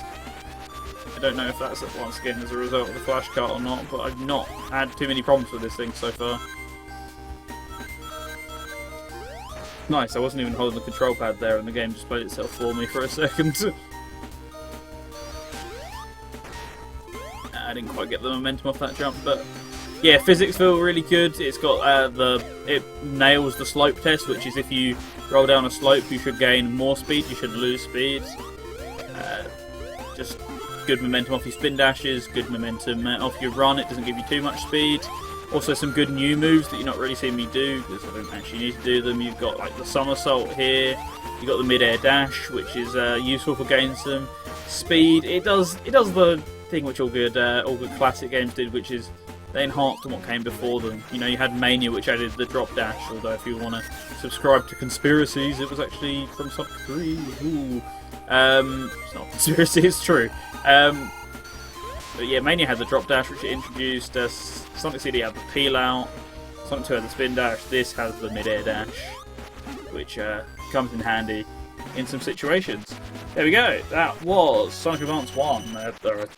A taster of it, at least. So I'm going to reset. I have my GameCube controller on hand to do that. I can just press Start, X, and B, and it will completely reset the GameCube for me. I can't do it using the GBA as a controller for some reason, but hey, is what it is. And let's find Advance 2. I don't think I have a save file for Advance 2, so you're going to be witnessing Lee Forest in particular on this one. Or maybe I do. I don't remember. No, I don't. Okay. Yeah, you're going to be watching Lee Forest. So this game takes a different approach already. It's a lot more speed-based than Sonic Advance 1 is. Sonic Advance 1 is momentum based. This is just flat out go fast, run, run, run, run, run based. Which I think a lot of people like more as a result, but me, myself, and I prefer that classic gameplay. This game is still great, it's what lets it down is the level design, which you're not going to be seeing the bad parts of. I'm going to be making this look pretty good, because I'm playing one of the more comfortable zones in the game that isn't rife with bottomless pits, and instant kill bosses, and that sort of thing, which just make this game an absolute chore to play, in my opinion. It's such a shame, because it shines so brightly on the first couple of zones, but then it goes really downhill the second you get to the, I can't remember what it's called, but it's the sky level. In this game you have something called boost state, which you might have been seeing, the after images behind Sonic. You go fast enough, you can maintain this boost state, and you go, it's like Boost Series quick. It's the fastest a 2D game was at this point, and it's mentally fast. Unfortunately, it is maintainable, but like I say, these later levels which require you to be a bit more involved, with the platforming and the bottomless pits, etc. It doesn't play well with them, but it plays pretty well with these first few zones. Hey, what's up, Ace? How are you doing today? How are you doing? Good. That's Act 1, but it's a good game to a point. It just loses it. It's bad points drag it down really badly, but its good points so good. It would be one of the best 2D games in the series as well if it didn't have its lows of lows. Trying to think, because I'm thinking through, because I know I have to play Advance 3 next. I'm trying to think, what exactly do I want to do on Advance 3? What stage? Because I know I have a complete save on the flashcard, so I can do whatever I want on Advance 3. So the way you get into the special stages in this game is you collect those like ring/power-up items that you might have just seen me get one of. If you get them, I think it's 7 of them, then you get the option to go to the special stage. It's awful. All of the Advanced games are dreadful for getting into the special stages, but Advanced 1 is still the best. This one is bad, Advanced 3 is the worst.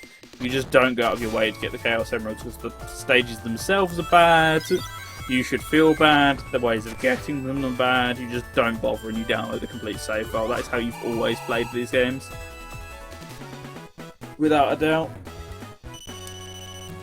Hey, there we go, on to the boss. So people don't realise that you have the mid-air dash, and the mid-air dash it makes this boss fight so much easier. I don't actually know what I would do without it. Probably struggle through like I used to, but nowadays I am civilised. I know the ways of the dash. Not the Sonic dash, but Sonic's mid-air dash. Look at how ridiculously fast he goes. In Advanced 1, you have to really spam it in order to make a difference, but in this one, a single dash is enough to gain a stupid amount of forward momentum. There we go, that was Advanced 2, or, you know, one zone of it, a bit of a spoonful of what you can expect if you play this game. Right, back to the menu. Coming up next is Sonic Advance 3. It's the third and final game in the trilogy, released in 2003 in Japan and 2004 in the West. They tended to release a year later in the West for no real reason. A lot of Game Boy Advance games did that, and Sonic Advance was no exception. My opinion, worst one in the series, but it's... See, the thing is, it's good parts are worse than Advance 2's good parts, but in general, it's a lot more stomachable than Advance 2 is for the most part. Let's go Sonic and Tails, why not? And I am going to go to Twinkle Snow. I'm going to throw myself a bone and go to Twinkle Snow because I like that zone, and it's also nice and cool. Because every zone after that point is awful, but Twinkle Snow is nice and easy for the most part, at least. I'm not going to do the boss fight because I know I just can't do the boss fight to save my life, so I'm not going to bother. Yeah, listen to this music. It doesn't surprise you when you learn that the people who made the soundtrack were behind the Phantasy Star music, does it? So there's a couple of differences in ability in this game. So it came out around the time Sonic Heroes did, so naturally that means we got the teamwork mechanic from that game kind of spoon-fed into this one. I'm going to die here. No, I'm not. The game is being nice to me. Sonic's actually losing, or has lost a lot of abilities from Advance 1. Or Advance 1 and 2. He has a semi-version of boost state, but it's harder to maintain, and for the most part it's very difficult to build up in the first place. But it is there. He has lost his mid-air dashes. So, I'll show you in a second, but I'm double tapping the D-pad, nothing's happening, he doesn't have them anymore. Likewise, he has lost his trick system, I do believe. Nope, he has that version of the trick, but I don't think he has every trick, if memory serves me correctly. So, there's some stuff from his Advance 2 moveset that he's missing, so actually this game in a lot of ways is a step back. The way they try and justify that is that you've got the partner, and the partner, depending on who they are, has different mechanics that can spruce up your own moveset. So Tails here gives me a really high jump, which is why I end up using him more often than not. And if I use him in mid-air, I get a nice quick... I'll show you actually. If I use him in mid-air... Nope. Don't prove me wrong, Tails. I get a nice flight boost, which isn't as good as the one I get when I'm just going from the ground, but hey, it works. And it is occasionally useful when trying to avoid those bottomless pits, which you'll run into even more in this game than you did in Advance 2. But, as a whole, I do enjoy Advance 3. It just has those moments that spoil it for me, and like more than Advance 2's moments that spoil it for me. Advance 2 is like, oh, there's a bottomless pit in the stage that I can avoid, but it's difficult to avoid. Advance 3 is just like, oh, the level design is boring, and there's pits every 2 seconds, and the level music's boring, and that sort of thing. That's Advance 2's lows, in my opinion. Good music, just the worst in the series, in my opinion. Which is a shame, because there are some good tracks here, but likewise there are some very unmemorable ones as it goes as well. I can't even remember anything about the Final Zone's music, but I can remember Cybertrack, and Cybertrack should be the real Final Zone in the eyes of myself. I think this is one of those levels that loops back on itself, so I need to be careful to make sure I'm not doing that.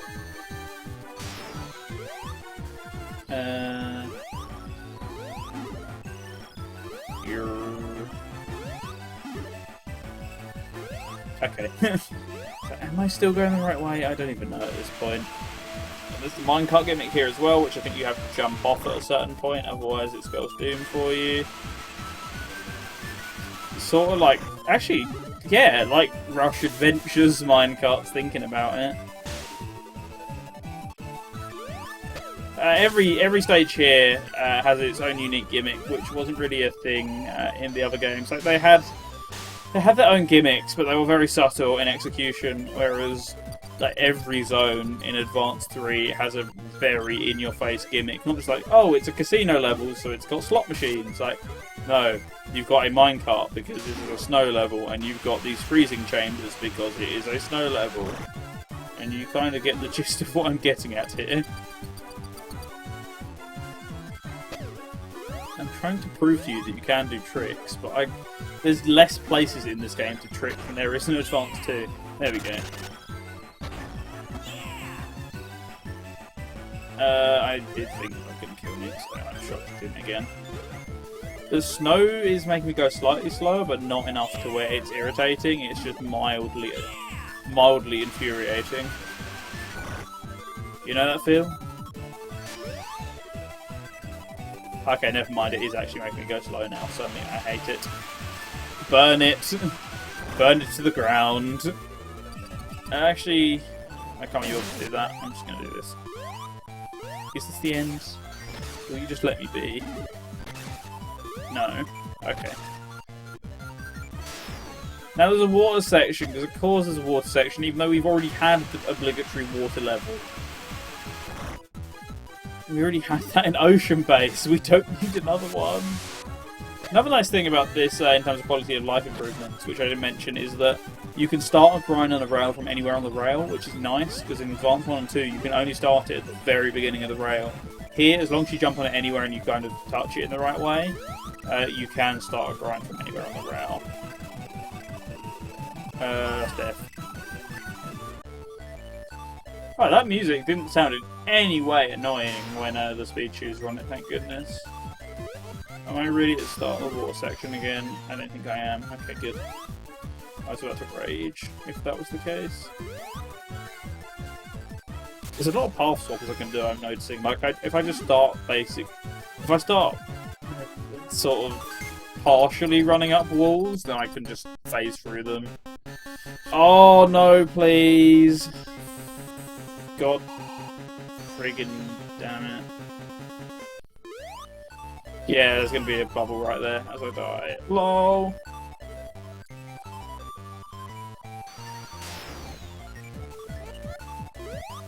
I love this game. I did say I was playing Twinkle Snow because it was the easiest of the later game levels. It's easier than Toy Kingdom and Ocean Base, but alright, I'm done with this game. I cannot stomach it anymore. Yeah, so you're getting a feel for the pits in that one, aren't you? Let's go on to Pinball Party. I want to get that out of the way. This won't take very long, I don't think. I don't have a save file here. Interesting. Yeah, we're on the Easy Flash. Wow, thank you for the follow, Twinny. I appreciate it. Yeah, because I'm not paying like £200 for a Flash console. So I could play the story, or I could just not do that. Play the arcade mode. What a silly question! Why would you ask me, of all people, that question?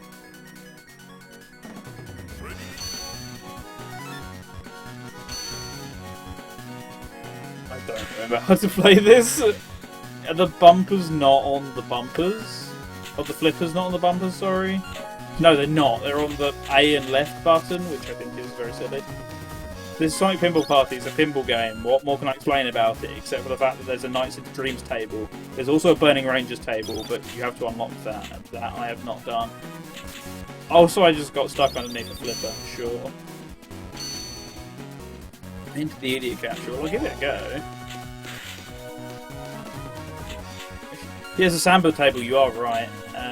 But Sonic and Knights are the only ones that you have unlocked from the get-go. So close. Oh, say I forgot about that sound effect. Yes, I actually did it very quickly, thanks. Oh, I pressed the B button instead of the left button. So I got like 3 minutes to make this work, so I'll give it my all. I'm not Burning Rangers on stream, not on this stream. What? Physics? Hello?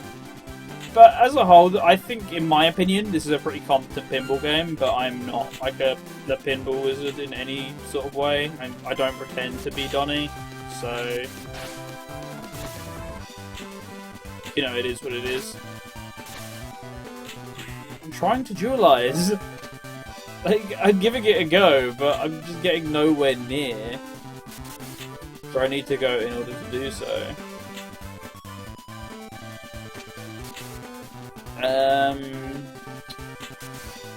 Yeah, once again, not getting very close.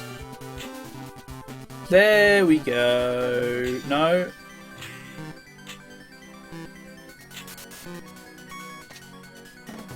I'm trying to go where the red arrow is, but there's a lot of difficulty in doing so.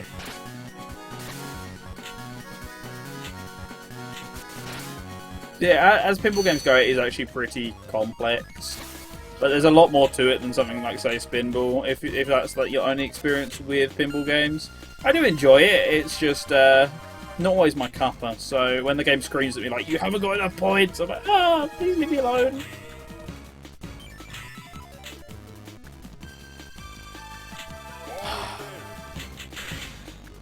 I didn't do myself any favours there.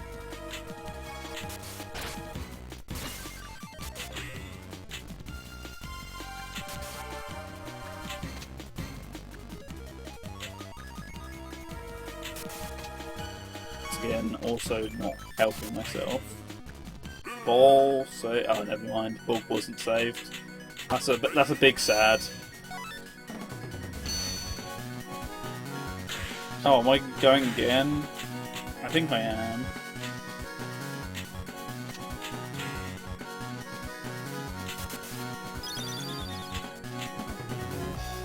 Trying to get into whatever that is. Oh, nice, I just lost my ball. Sick.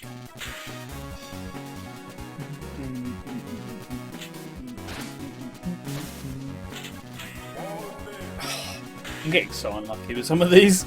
Some of these are my fault, I swear.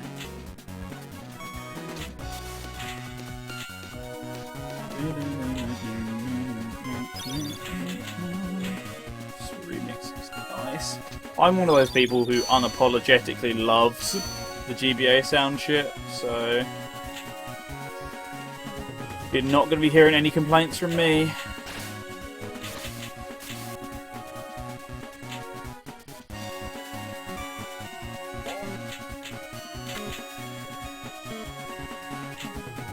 I'm running out of time for my ball to be... Oh, I did it! Finally! Got a single idiot. Oh no, I have two now. Oh, I get what I'm doing. Okay.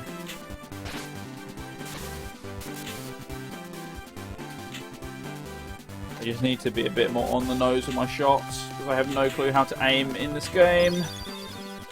Poet, didn't even know it. I'm getting so close to some of these, like disgustingly close. But, there we go. I was going to say number guster, but we have successfully gusted.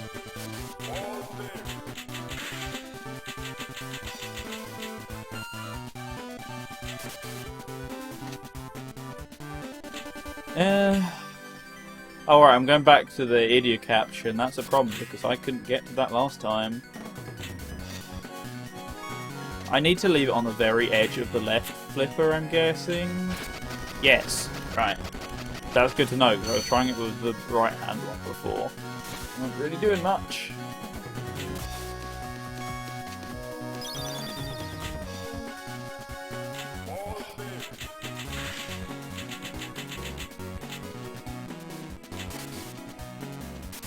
Speaking of not doing... What? Oh, fine.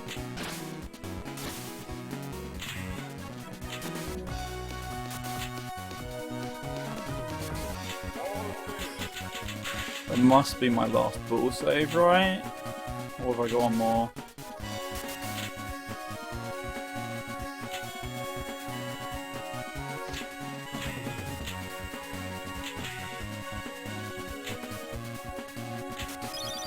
Yes, we did it. We did it, Reddit.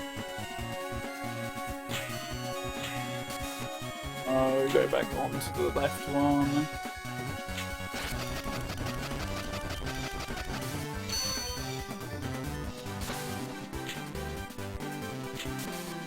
Right, I have a rough idea of how to do this now.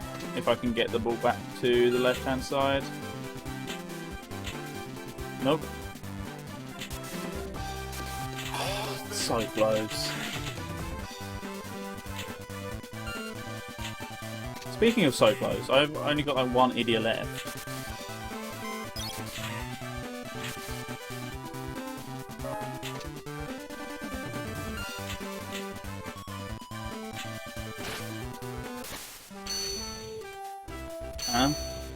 Collect blue chips.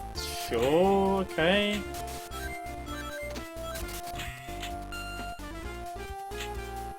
So why have we not got Starlight music? This is the Knights table. I didn't have enough speed. Speed I need, therefore I can collect blue chips.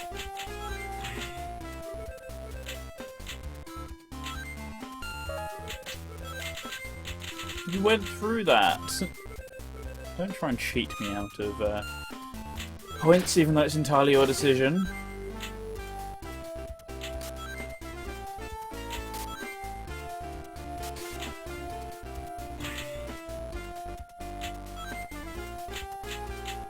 Is there like any sort of end to this table? I know I'm meant to get the blue orb, but don't seem to have a way to do so.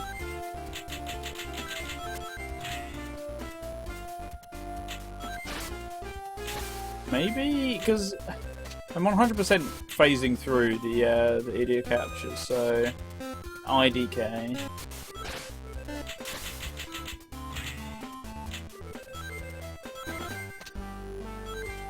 Like there, that should have gone in, for example, so maybe there's just nothing in there for the moment.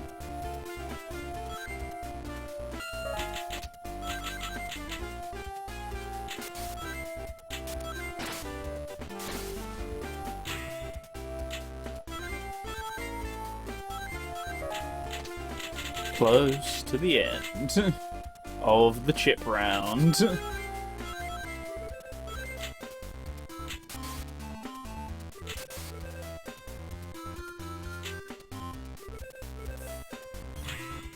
It's depressing.